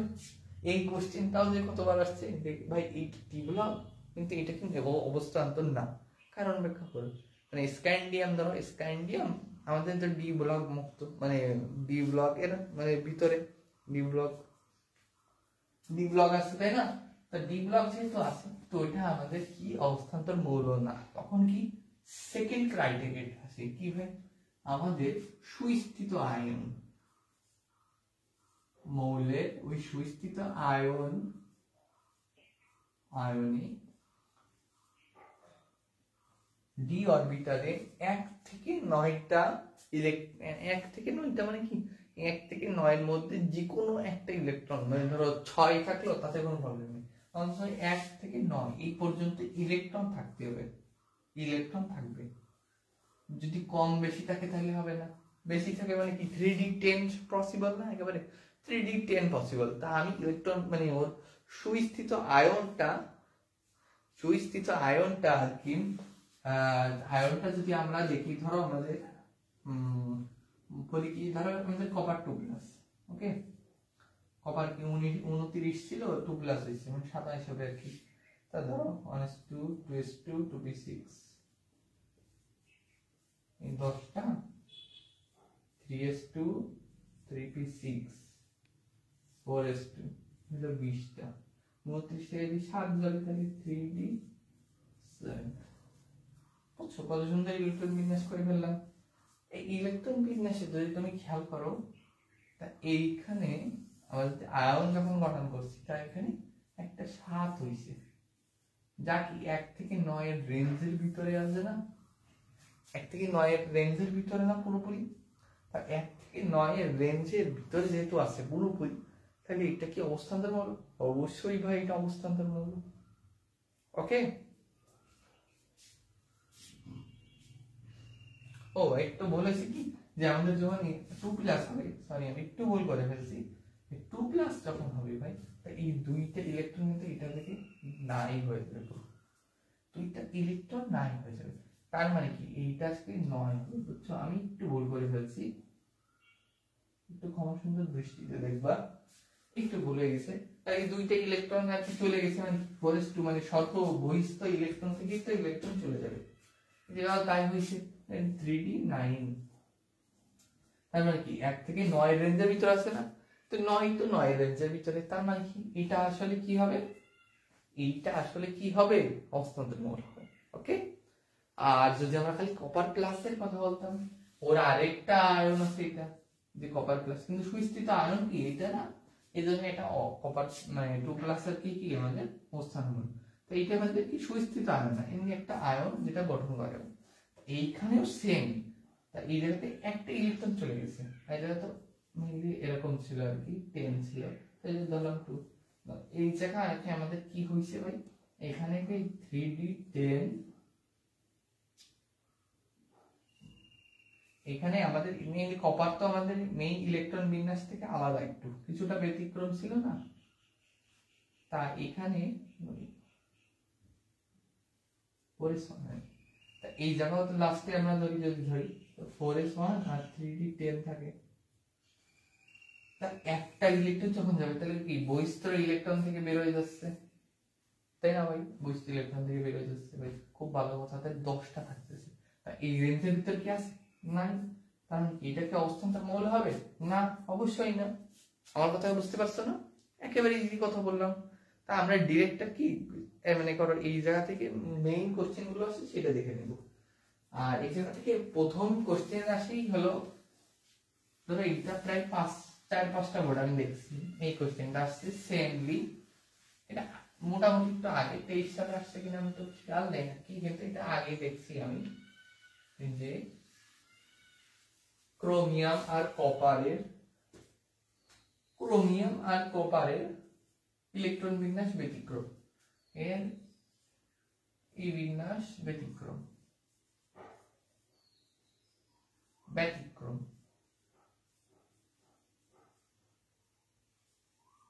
কারণ মানে ওয়াই এইটা চাই। মেইনলি ইলেকট্রন তুমি আর কি প্রথম লাগবে কি আউটবাউন্ড নিয়ম অনুযায়ী কি হওয়ার কথা ছিল, আর সেকেন্ডটা কি জানি লিখবা যে এইটা সুস্থিতি বজায় রাখার জন্য আমরা কি জানি, সুস্থিতি বজায় রাখার জন্য কি করার দরকার হয় ভাই, আমাদের অর্ধপূর্ণ বা মানে পূর্ণ হয়ে পূর্ণ, মানে অর্ধেক বা দুইটাই অর্ধেক পূর্ণ থাকবে বা দুইটাই পরিপূর্ণভাবে পূর্ণ থাকবে, তাইলেই হলো সুস্থিত আয়ন হবে। তার মানে কি ভাই, তার মানে হইলো কি ভাই, যে ধরো এটা ধরো n লিখি,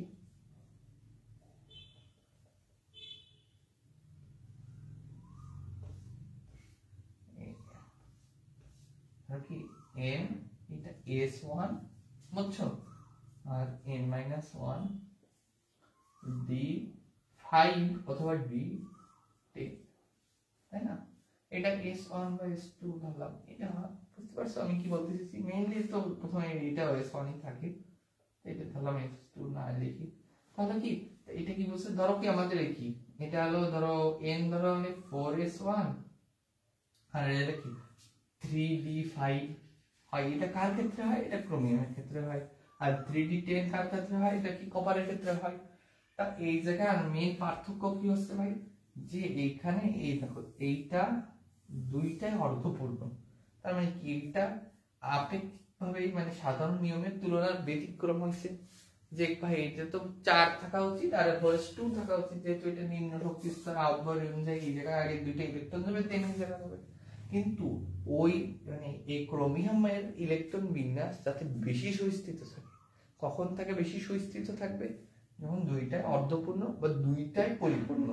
ওকে, মনে করো এইটা পরিপূর্ণ আর এইটা অর্ধপূর্ণ, এটা হবে না। আর কি আমি কি বলছি যে মানে অর্ধপূর্ণ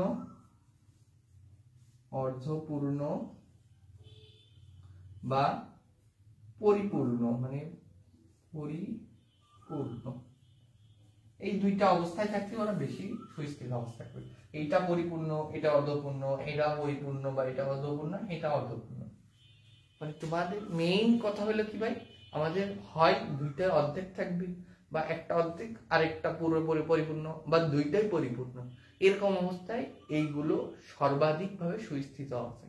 এই জন্য এদের ইলেকট্রন বিন্যাস স্বাভাবিক থেকে একটু ব্যতিক্রম হয়। ওকে, বুঝতে পারছি? একেবারে ইজি কোশ্চেন। এই কোশ্চেন আমরা এসএসসি তেও বলে আসছি। ওকে না, একেবারে ইজি না? এই নেক্সট কোশ্চেনটা দেখি ভাই, কি এমন কোশ্চেন আছে ভাই এই অবস্থান্তরমূলক থেকে যে আমরা মানে এই জায়গা থেকে অ্যানসার করতে ভয় পাই। দেখি ভাই কি এমন কোশ্চেন আছে। আসলে আমাদের কি ভয়টা হলো মানে মনের ভিতর ভাই, এটা আসলে যে কঠিন তা না, বুঝছো না? পড়ালেখা করতে গেলে আসলে মনে হয় কত কঠিন। আসলে ব্রিলিয়েন্ট ছেলেমেয়েরা এইরকম পড়ালেখা কেউ করে না, তারা আর কি পারবেও না, আর কি ভাবে যে এত লেখা পড়ালেখা করে তাই এত কষ্ট হয় এর পারতে, আমার তো হবেই না, আমি তো পড়ালেখাই করি না। তাই এরকম ভয় পাওয়ার কোনো মানে বিষয় নেই। একটু টেকনিকে পড়ালেখা করলাম, কিন্তু আমার মেইন রিজনটা মনে হয় একটু হালকা একটু বাংলা লিখে দিলাম। আমাদের পড়ালেখা কি করছে করা লাগছিল তো বেশি, আমাদের মনে রাখা লাগছিল 2-3টা কিওয়ার্ড। দেন আমরা খালি একটু তার সেই হিসেবে একটু বাংলা লিখে দিলাম, স্যার পুরো নাম্বার দিয়ে দিল। তাহলে এতে কষ্ট করা লাগছে? একটু কষ্ট করা লাগেনি, একেবারে ইজি। তাই অবস্থান্তর মৌল থেকে আমাদের মেইনলি আরেকটা কোশ্চেন আছে কি, যে এটা ডি ব্লক মুক্ত নাকি ডি ব্লক মানে ডি ব্লক যুক্ত হইলেও সে অবস্থান্তর মৌল না। মানে কি বলে কি, যে ধরো এক্স, কি বলছে, এক্স হলো ডি ব্লক মুক্ত হলেও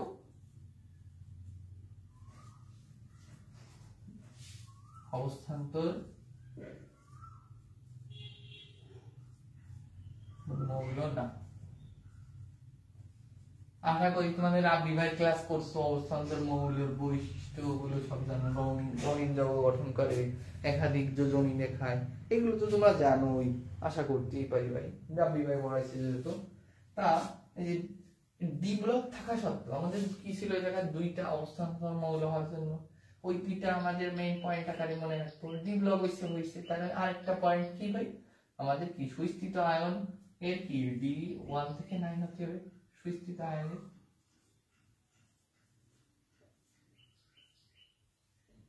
আয়ন এর মধ্যে অবস্থান করবে থাকবে। ওকে, দেন আমরা কি এই এক্সটা কি এই এক্সটা কিভাবে দেবে ভাই, এরকম বক্স আকারে দিবে। একটু আগে তোমাদের দেখাইছিলাম কেমনে দিবে, এরকম ভাবে বক্স আকারে দিবে। তাহলে কি এটা হলো এক্স, এর গ্রুপ হলো এত, ধরো 15, এটা হলো 4 নাম্বার পর্যায়ে অবস্থিত, এর বলো এর কি হবে। দেন তোমরা কি ডিরেক্টর কি লিখবে, ধরো আর কি আমরা বললাম 4 নাম্বার, এর হলো গ্রুপ হলো 3, তাহলে কি হবে ভাই, এর কি মেনলি এটা বোঝাচ্ছে তাহলে কি স্ক্যান্ডিয়াম 3+, এই মানে স্ক্যান্ডিয়াম বোঝাচ্ছে, তাই সুস্থিত আয়ন হলো স্ক্যান্ডিয়াম 3+। এই ইলেকট্রন বিন্যাস যদি করে দেখি যে আমাদের আর কি 3d0 চলে আসে, কারণ কি ভাই আমাদের স্ক্যান্ডিয়াম এর মেইনলি ইলেকট্রন বিন্যাস কি ছিল 4s2 3d1, এটা স্ক্যান্ডিয়ামের ইলেকট্রন বিন্যাস। ওকে, স্ক্যান্ডিয়ামের ইলেকট্রন বিন্যাস লাস্টে আর কি, এর আগেটুকু তো ঠিক আছে, 3টা ইলেকট্রন যদি চলে যায় মানে এইটুকু পুরো ফাঁকা হয়ে যাবে। তা 3d যখন 0 হয়ে যাচ্ছে তখন কি এটা কি আমাদের অবস্থান্তর মৌল বলতে পারবো না তো, কারণ কি এর রেঞ্জ ছিল 1 থেকে 9 পর্যন্ত, 0 হবে না 10ও হবে না, তাই না? তার জন্য এটা হয়, বুঝতে পারছো না? এই কোশ্চেনটা প্রায় 4 থেকে 5 বার আসছে। চিন্তা করো কত সোজা কোশ্চেন ভাই, 23 সালেই তো 2 থেকে 3 বার আসছে, আমি দেখছি 2 থেকে 3 বার আসছে। এত ইজি কোশ্চেন আসছে আর তোমরা ভয় পাও, এটা তো ঠিক না, ইজি না একেবারে। কি চাইছে এই জায়গা, আর আমরা খালি কি করলাম, একেবারে এই নলেজের মানে কোনো ইউজই করলাম না বলতে গেলে, এত ইজি আসছে। এরকম একটা টাইপের না কি কোশ্চেন আছে, এটাকে বলে কি, এরকম একটা টাইপের মেইনলি কি কোশ্চেন আসে, বলে কি ভাই যে আমাদের এই মৌলটা রঙিন যৌগ গঠন করে, মানে ধরো আমাদের এই সি মৌলটা মানে এবিসিডি আছে না, তো ধরো এরকম সবই এবিসিডি দিয়ে দিল, ধরো এটা সি, এটা এ, এটা ধরো জেড, এটা এক্স, এটা বি, ধরো এটা ওয়াই, ধরে নিলাম ভাই এটা ধরো এক্স্যাক্টলি তো এটা হবে না, স্বাভাবিক ধরে নিলাম। তাই সি মৌলটা বলো কি, আমাদের সি মৌলটা কি করতেছে, আমাদের রঙিন যৌগ গঠন করতেছে।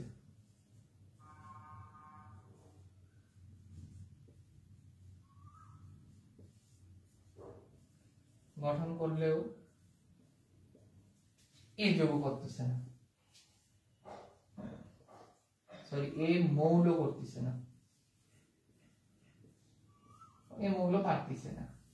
ওকে, এর কারণ কি, এই জায়গা আমরা কি রঙিন যৌগ কিছু আনবো না, আমরা কি করব, এই জায়গা মেইনলি আমাদের চাইছে কি যে রঙিন যৌগ গঠন করে, এর মেইন তাহলে এই রঙিন যৌগ গঠন করা কার বৈশিষ্ট্য, তুমি আগে তাহলে বাকি যে সি মৌল হলো এইটা, এ মৌল হলো এইটা, সি মৌল এ রঙিন যৌগ গঠন করে, কারণ হলো সি হলো অবস্থান্তর মৌল, আর আমাদের এ হলো এই মৌলটা আমাদের কি মানে রঙিন যৌগ গঠন করতে পারে না, এর মেইন কারণ কি এই অবস্থান্তর মৌল না, তার অবস্থান্তর মৌল সে কি না, একটু আগেই তো আমি কেবল দেখাই দিলাম যে আমরা এই দুইটা ক্রাইটেরিয়া দেখবো, সেই ডি ব্লক হইল তার কি এরকম সুস্থিত আয়নের ক্ষেত্রে এইটা নাই রেঞ্জ হিসেবে, এই জন্য হচ্ছে না, তাই একেবারে ইজিলি পুরোটা করে ফেলতে পারলাম না, খুব ইজি না, একেবারে পুরোটা আমরা পুরো কমপ্লিট করে ফেললাম,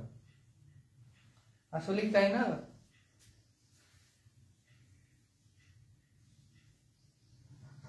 ওকে ওকে, কত সহজে আমরা করে ফেললাম। আর এই জায়গা থেকে আর একটা কোশ্চেন দেখো, এই টাইপটাও শেষ হয়ে যাচ্ছে, একটা কোশ্চেন হলে এই টাইপটাও শেষ, পুরো কত সহজে আমরা এই এতগুলো কোশ্চেন আমরা পুরো সহজে করে ফেলতে পারতেছি, এত সহজে যে আমরা খালি দুই একটা কথা মনে রাখবো আর বাকিটা এমনি চলতে পারবো। এখন যে কোশ্চেনটা করাবো, এই কোশ্চেনটা এইচএসসি তে মানে কতবার যে আসছে, মিনিমাম 10 থেকে 12 বার আসছে, এতবার আসছে এই কোশ্চেনটা। কারণ কি ভাই, এই কোশ্চেনটাই আসলে হট টপিক, এই অধ্যায়ে কোশ্চেন করার জন্য, এই টপিক থেকে কোশ্চেন করার জন্য। ওকে, এই টপিকটা কি ভাই, যে এই মানে ধরো একটা মৌল একটা দিয়ে দিল, বলবে কি এটা রঙিন যৌগ গঠন করে কিনা, বা মানে গঠন করে কিভাবে আর কি, বুঝছো? ধরো আমরা ডিরেক্ট কি একটা উদাহরণ দেখে বলি, মানে মেইন কোশ্চেন হচ্ছে কি না, রঙিন যৌগ গঠন করে কিভাবে, রঙিন যৌগ গঠন করে কিভাবে,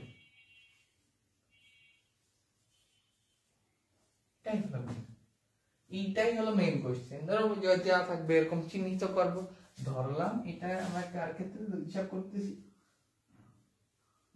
দেখুন একটা মৌল ধরি, মানে ধরলাম কি Fe2+ এর ক্ষেত্রে, আয়রন 2+ এর ক্ষেত্রে আমরা এটা গঠন করতেছি, দেখি তোমরা কি রেসপন্স দিচ্ছ নাকি আর কি, এক সেকেন্ড একটু চেক করে নি, ঠিক আছে? রেসপন্স দিচ্ছ কেমন?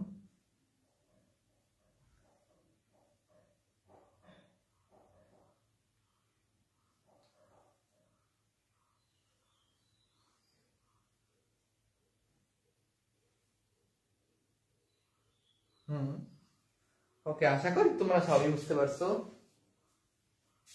আশা করি কোনো প্রবলেম নেই, এতটুকু যা পড়াইছি। ওকে, ধন্যবাদ, ভালো ভালো এরকম কমেন্ট করো, তোমরা যা যা কি বুঝতে পারতেছো অবশ্যই কমেন্টে জানাই দিবা। ওকে, ধরো আমি আমার ধরো এই যে শর্টকাটে কেমন তোমরা দ্রুত শিখবা, একটা মেইন রিজনে কেমনে মনে রাখবা একটু দেখাই দিচ্ছি। ওকে, তোমাদের ধরো একটু কনসেপ্টের প্রবলেম হয়ে যাচ্ছে, ভাই এইটা একটু দেখাই দেন, ভাই এইটা একটু প্রবলেম হচ্ছে, এইটা একটু দেখাই দেন, তাহলে আমরা কি করবো ভাই, ওইটা নিয়ে একটু আলোচনা বেশি করবো, তাইলে তোমার বুঝতে সুবিধা হবে, তাই না? অবশ্যই সেটা চেষ্টা করবো। তোমরা কি ট্রাই করবো অবশ্যই বারবার আমাকে জানিয়ে দেওয়ার জন্য কোনটা আর কি তোমাদের সমস্যা হচ্ছে।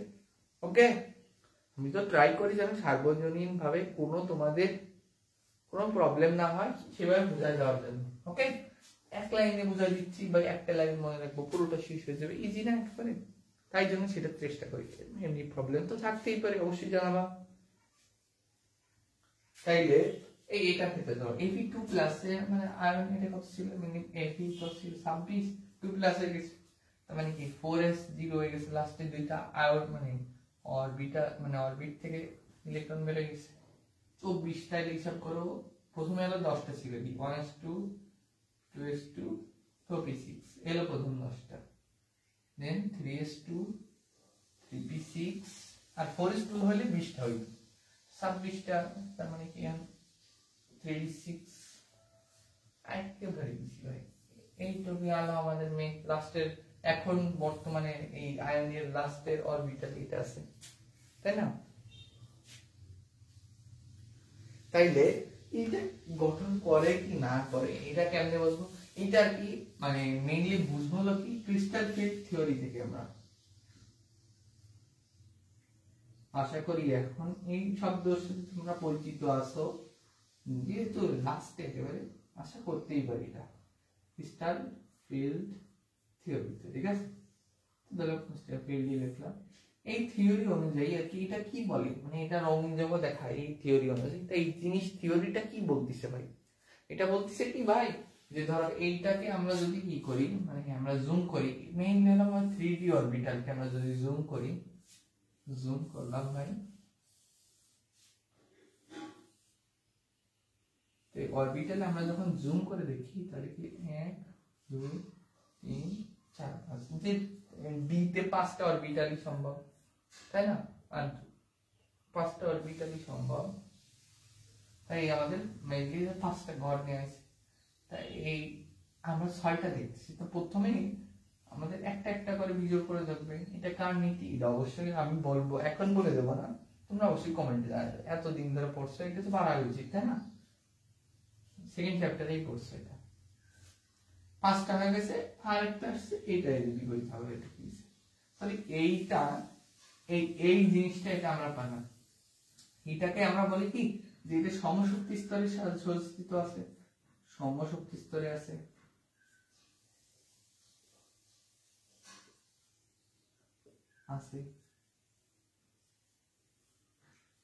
আর ইংলিশে এটাকে আমরা বলবো কি জানো, ডিজেনারেটেড,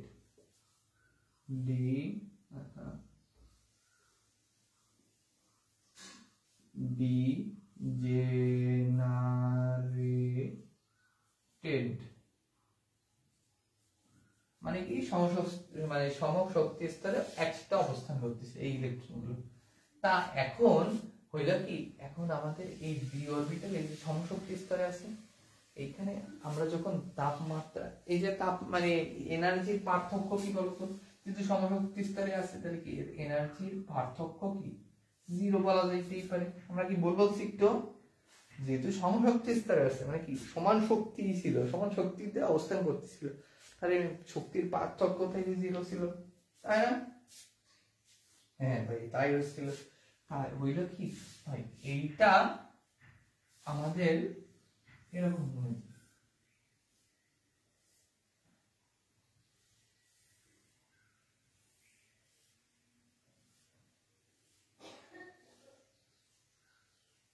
ভাই, এটা কি হলো ভাই, এইটা হলো নন ডিজেনারেটেড অবস্থা, মানে কি সমশক্তি স্তরে যেটা ছিল সেটা ভেঙে গেছে, এখন ভেঙে কি হয়ে গেছে ভাই, মানে এখানে একটা এনার্জির গ্যাপ দেখা দিচ্ছে ভাই, এখানে একটা এনার্জির গ্যাপ দেখা যাচ্ছে না, এনার্জি গ্যাপ, এটা বুঝে নাও এনার্জি গ্যাপ।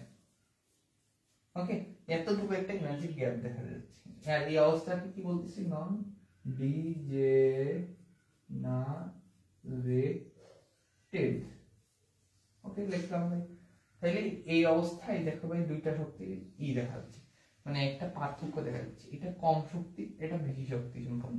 ওকে, তা এখানে অবশ্যই ইলেকট্রন গুলো এইভাবে সাজানো আছে, বেশি শক্তি, এটা কিন্তু বেশি শক্তি সম্পন্ন। ওকে, এটা ধরলাম, এটা যদি আমরা ধরি 1, এটা ধরি আমরা 2, মানে 2। ওকে, আমরা মানে নিজেদের মানে স্বাচ্ছন্দ্য অনুযায়ী ধরে নিলাম আর কি। 2 বেশি শক্তিশালী এখন 1 এর থেকে, বুঝছো? তাইলে আর ইলেকট্রন তো আমরা একটু আগেই জানি, আহ্বান নীতি অনুযায়ী কি জানি ভাই, ইলেকট্রন সর্বপ্রথম ঢুকবে কিসে, কম শক্তি সম্পন্ন অরবিটাল। তা আমরা দেখতেছি যেহেতু দুইটা এনার্জি গ্যাপ মানে তৈরি হয়েছে, এবং বেশি শক্তিতে হলো সবগুলো আছে, আর কম শক্তিতে একটাও নেই। তা আমাদের কি ইলেকট্রন গুলো কিসে চলে যাবে? এখন ইলেকট্রন গুলো কিসে চলে যাবে? এইটাই, কম শক্তি সম্পন্নতায় চলে যাবে, তাই না? কম শক্তি সম্পন্ন অরবিটালে পুরোপুরি চলে যাওয়ার তাদের উচিত মানে আহ্বান নীতি অনুযায়ী।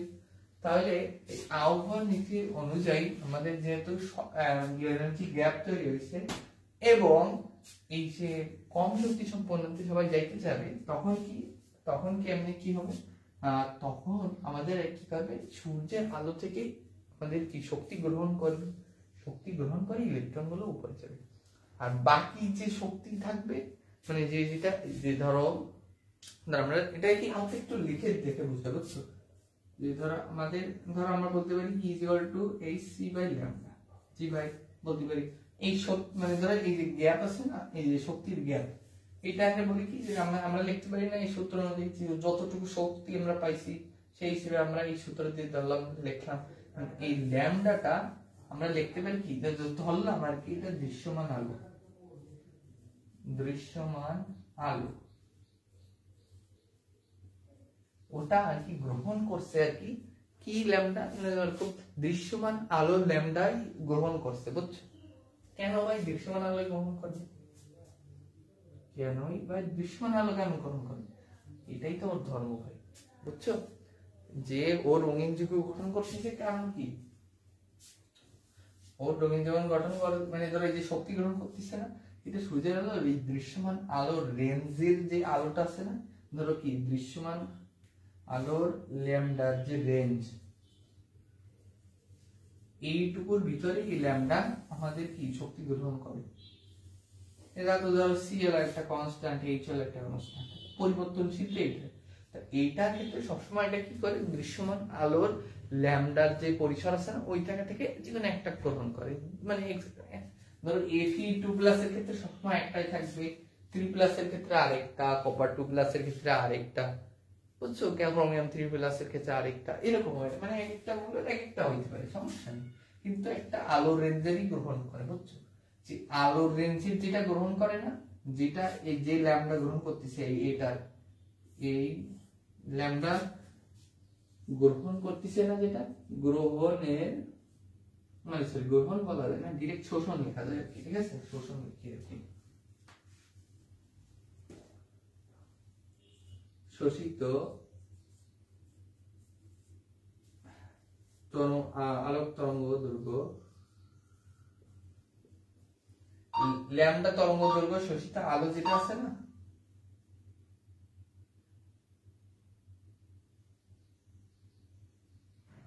ওকে, ল্যামডা শোষিত যেটা আলোক তরঙ্গ দৈর্ঘ্য, তার তরঙ্গ দৈর্ঘ্য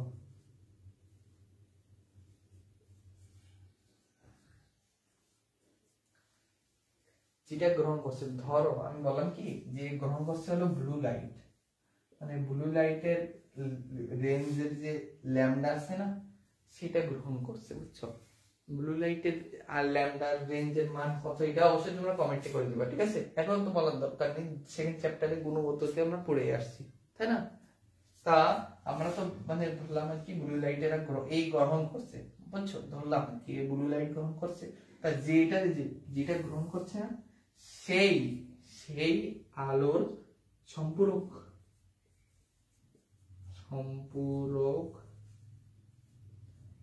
আলো তরঙ্গ দৈর্ঘ্য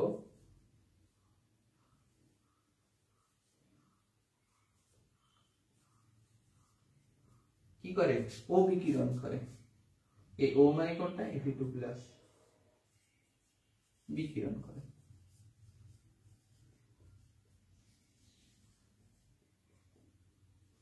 এবং সেই আলোয় আমরা দেখতে পাই, এই জন্য আমরা এটাকে রঙিন মানে যৌগটাকে আমরা কি রঙিন দেখতে পাই। তাহলে এই জায়গা আমরা আর কি খুবই মানে এখন সাম আপ করি আর কি, মেইনলি এই জিনিসটা আমরা কেমনে লিখবো বুঝছো। প্রথমে আর কি এইটা আর কি সংকেত আকারে লেখা থাকবে, এই জায়গা আরো যে কোনো মানে যে কোনো আমাদের অবস্থান্তর মধ্যে থাকতে পারে। হ্যাঁ ভাই থাকলো ক্রোমিয়াম 3+ বা কপার 2+, যে কোনো অবিরাম ইত্যাদি যেগুলো থাকতে পারবে সেগুলো থাকবে। ওকে, তো বক্সে এরকম দেওয়া থাকবে বা যে কোনো ভাবে দেওয়া থাকলো, ওটা আমরা চিহ্নিত করে ইলেকট্রন বিন্যাস করলাম। ঠিক আছে ভাই, দেন আমরা বলবো কি এই জায়গা থেকে আমরা ব্যাখ্যা করতেছি যে রঙিন যৌগ গঠন করে কিভাবে। তা আমরা কি এর প্রথমে ইলেকট্রন বিন্যাস দেখালাম, সেই ইলেকট্রন বিন্যাসে এইটাকে আমরা কিভাবে বক্স আকারে দেখালাম, এইটা হলো কি আমরা বক্স আকারে দেখালাম ভাই। ঠিক আছে, এখন আমরা উত্তপ্ত যখন করতেছি ভাই, তা এই ইলেকট্রন গুলো এই যে আমরা উত্তপ্ত করার কারণে এই যে উত্তপ্ত করছি, এই জন্য একটা কি এনার্জি গ্যাপের সৃষ্টি হচ্ছে ভাই। এনার্জি গ্যাপের সৃষ্টি হচ্ছে, উপরে এলো কম শক্তি সম্পন্ন, নিচে বেশি শক্তি সম্পন্ন দুইটা অরবিটাল তৈরি হয়ে গেছে, জি ভাই দুইটা তৈরি হয়ে গেছে। কিন্তু একটা প্রবলেম হলো কি ভাই, এইখানে এখানে কি করতেছি ভাই, এইখানে আমাদের এইটা বেশি শক্তি সম্পন্ন, উপরেরটা কম শক্তি সম্পন্ন, কিন্তু ইলেকট্রন চাইতে যাবে কি কম শক্তি সম্পন্ন। এখন কি হচ্ছে ভাই কম শক্তি সম্পন্ন, আমরা বলতেছি কি ভাই যে ধরো এই যে তাপটা গ্রহণ করলো না, ভাবলাম এটা যে তাপ যে গ্রহণ করলো এটাকে আমরা সূত্র হিসেবে দিলাম এসি বাই ল্যামডা। ল্যামডা মানে এখন কোন আলোর রেঞ্জ, যে আলোর রেঞ্জটা গ্রহণ করবে মানে এটা একটা বিকিরণ করে শক্তি হারায় এই কম শক্তি সম্পন্ন যাবে না, তবে এটা গ্রহণ করতে ধরলাম আর কি দৃশ্যমান আলো ধরলাম না, এটা সবসময় হয় কারণ কি এটাই ওর ধর্ম রঙিন যৌগ গঠন করার, বুঝছো। এটাই হলো অবস্থান্তর মৌলের ধর্ম, যে কোনটা গ্রহণ করে দৃশ্যমান আলো একটা মানে ল্যামডার যে রেঞ্জ ছিল না পুরোটা আর কি ধরলাম আর কি, যে আমাদের 380 থেকে 780 ন্যানোমিটার এটাই ছিল এর রেঞ্জ ছিল না, এর মধ্যে যে কোনো একটা গ্রহণ করে, স্পেসিফিকলি একটা অবস্থান্তর মৌলের মানে আয়ন মানে অবস্থান্তর মৌলের একটাই গ্রহণ করে, বুঝছো। তাই একটাই গ্রহণ করবে, তার ঠিক সম্পর্ক মানে সম্পূরক আলোক দৈর্ঘ্য মানে ব্লু এর ঠিক উল্টাটা কি, এটা যদি না পারো ভাই তাহলে গুণগত পড়া একেবারে মানে ধরো ফেইলিয়ার বলা যায়, বুঝছো। এটা অন্তত পারা উচিত। আর যদি গুণগত তো ক্লাস নিই নাই না এখনো তোমাদের, যদি কোনো প্রয়োজন হয় অবশ্যই আমাদের কমেন্ট বক্সে জানাবেন, তাহলে নেক্সট ক্লাসটা ঈদের পরে আমি দেখি ট্রাই করবো। ঈদের পরে তো আবার অর্গানিক ক্লাস ছিলাম না, তোমরা বললো তাই আমি অনেক দ্রুত আনার ট্রাই করবো। ওকে, যদি মানে গুণগতেও কোনো এরকম প্রবলেম থাকে অবশ্যই বলে দিও। তা আমরা দেখলাম তা কি বলে ভাই, এই যে এখানে কি একটা মানে সমশক্তিপূর্ণ একটা আমাদের অরবিটাল ছিল, এটা আমাদের তাপ দিয়ে কারণে একটা আলাদা একটা এনার্জি গ্যাপ তৈরি হয়েছে ভাই। এনার্জি গ্যাপটাকে আমরা এই সূত্রে লিখলাম, এই ল্যামডাটা কি দৃশ্যমান আলো ল্যামডার রেঞ্জের ভিতরে, মানে কি এইটুকু রেঞ্জের ভিতরে। ঠিক আছে ভাই, এইটুকু রেঞ্জের ভিতরে এই ল্যামডা যেই তরঙ্গ দৈর্ঘ্যটা শোষণ করছে মানে যে কালারের তরঙ্গ দৈর্ঘ্য মানে তরঙ্গ দৈর্ঘ্যটা শোষণ করছে তার ঠিক সম্পূরক তরঙ্গ দৈর্ঘ্য সম্পন্ন আলো সে বিকিরিত করবে। মানে এটা যখন যাচ্ছে শক্তি যখন ছাড়িয়ে দিচ্ছে কিছু একটা বিকিরণ করতেছে না, সে বিকিরণ করবে কোনটা যেটা গ্রহণ করছে তার সম্পূরক আলোক তরঙ্গ দৈর্ঘ্যটা, আর যে কালারটা দেখতে পাই সেটা হচ্ছে বিকিরিত আলোক তরঙ্গ দৈর্ঘ্য। ইজি না একেবারে, কমপ্লিটলি একেবারে ইজি। ঠিক আছে, কোনোভাবে এইটাকে গুলানো যাবে না। ওকে, একেবারে ইজি, এইটা নিয়ে চিন্তা করার কোনো কারণই নেই। তাহলে আমরা কি বলতে পারছি, ইলেকট্রন বিন্যাস করব, দেন দেখালাম নাকি ডিজেনারেট আর নন ডিজেনারেট অবস্থাটা, এইটা আমরা আঁকায় দেখালাম যে ভাই এখানে একটা এনার্জি গ্যাপ তৈরি হয়েছে। এনার্জি গ্যাপটা আসলে এইভাবে আমরা লিখলাম যে ভাই এনার্জি গ্যাপটা দাঁড়িয়েছে, আমরা এই সূত্রটা দেখলাম। এই ল্যামডাটা আসলে কি গ্রহণ করবে যখন এই রঙিন যৌগ গঠন করবে, এই ল্যামডাটা কি গ্রহণ করবে যখন দৃশ্যমান আলো এই আলোক রশ্মির রেঞ্জ গ্রহণ করবে, দেখাই দিলাম সেটা কি, আর যেটা গ্রহণ করবে তার সম্পূরক আলোক তরঙ্গ দৈর্ঘ্য দিবে। আর এইটার কারণেই মেইনলি আমাদের কি মেইনলি আমাদের এই যেটা গ্রহণ সম্পূরক আলোক বিকিরণ করবে এটার কারণে আমরা কি যৌগ রঙিন হবে। ওকে, আশা করি বুঝতে পারতেছো। 1.5 ঘন্টার ক্লাস হয়ে গেছে না? ওকে ওকে,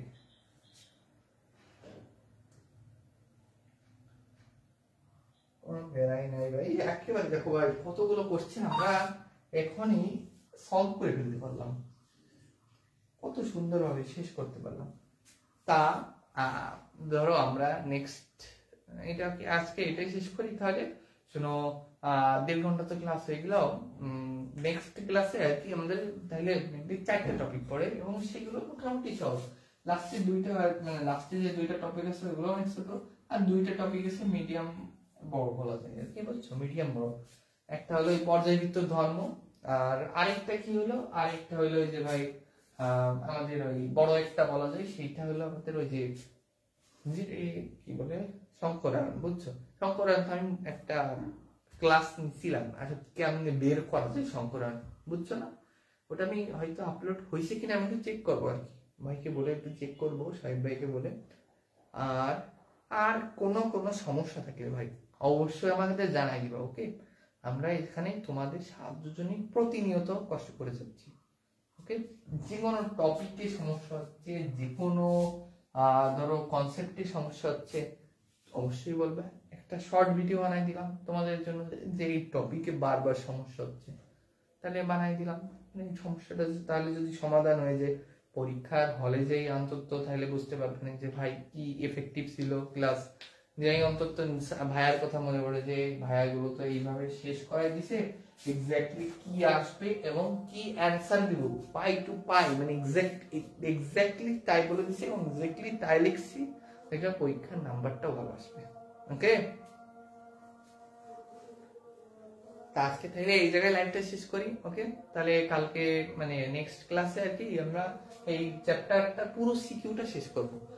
আর হইল কি এখন যে রমজান মাস চলে, তাই এই জন্য আর কি পুরো টানা ক্লাস করানোটা এটা একটু বর্তমানে মানে প্রায় ইম্পসিবল হয়ে যাচ্ছে, বুঝছো।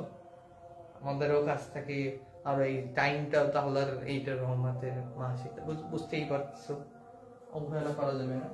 অবশ্যই তোমরা অবহেলা করবে না, পড়ালেখা করবা, আল্লাহ তাআলার ইবাদত করবা, তাইলে দিন শেষে আল্লাহর রহমত থাকলে তুমি সফল হয়ে যাবে, ওকে। কষ্টটাও করতে হবে, না করলে তো আল্লাহ তাআলা মানে কাউকে তো হাতে ধরে ফল দিবে না, বুঝছো না। ওকে, কোনো রকম প্রবলেম থাকলে অবশ্যই জানাবা। তাহলে আজকে এখানেই লাইভটা শেষ করছি, ধন্যবাদ।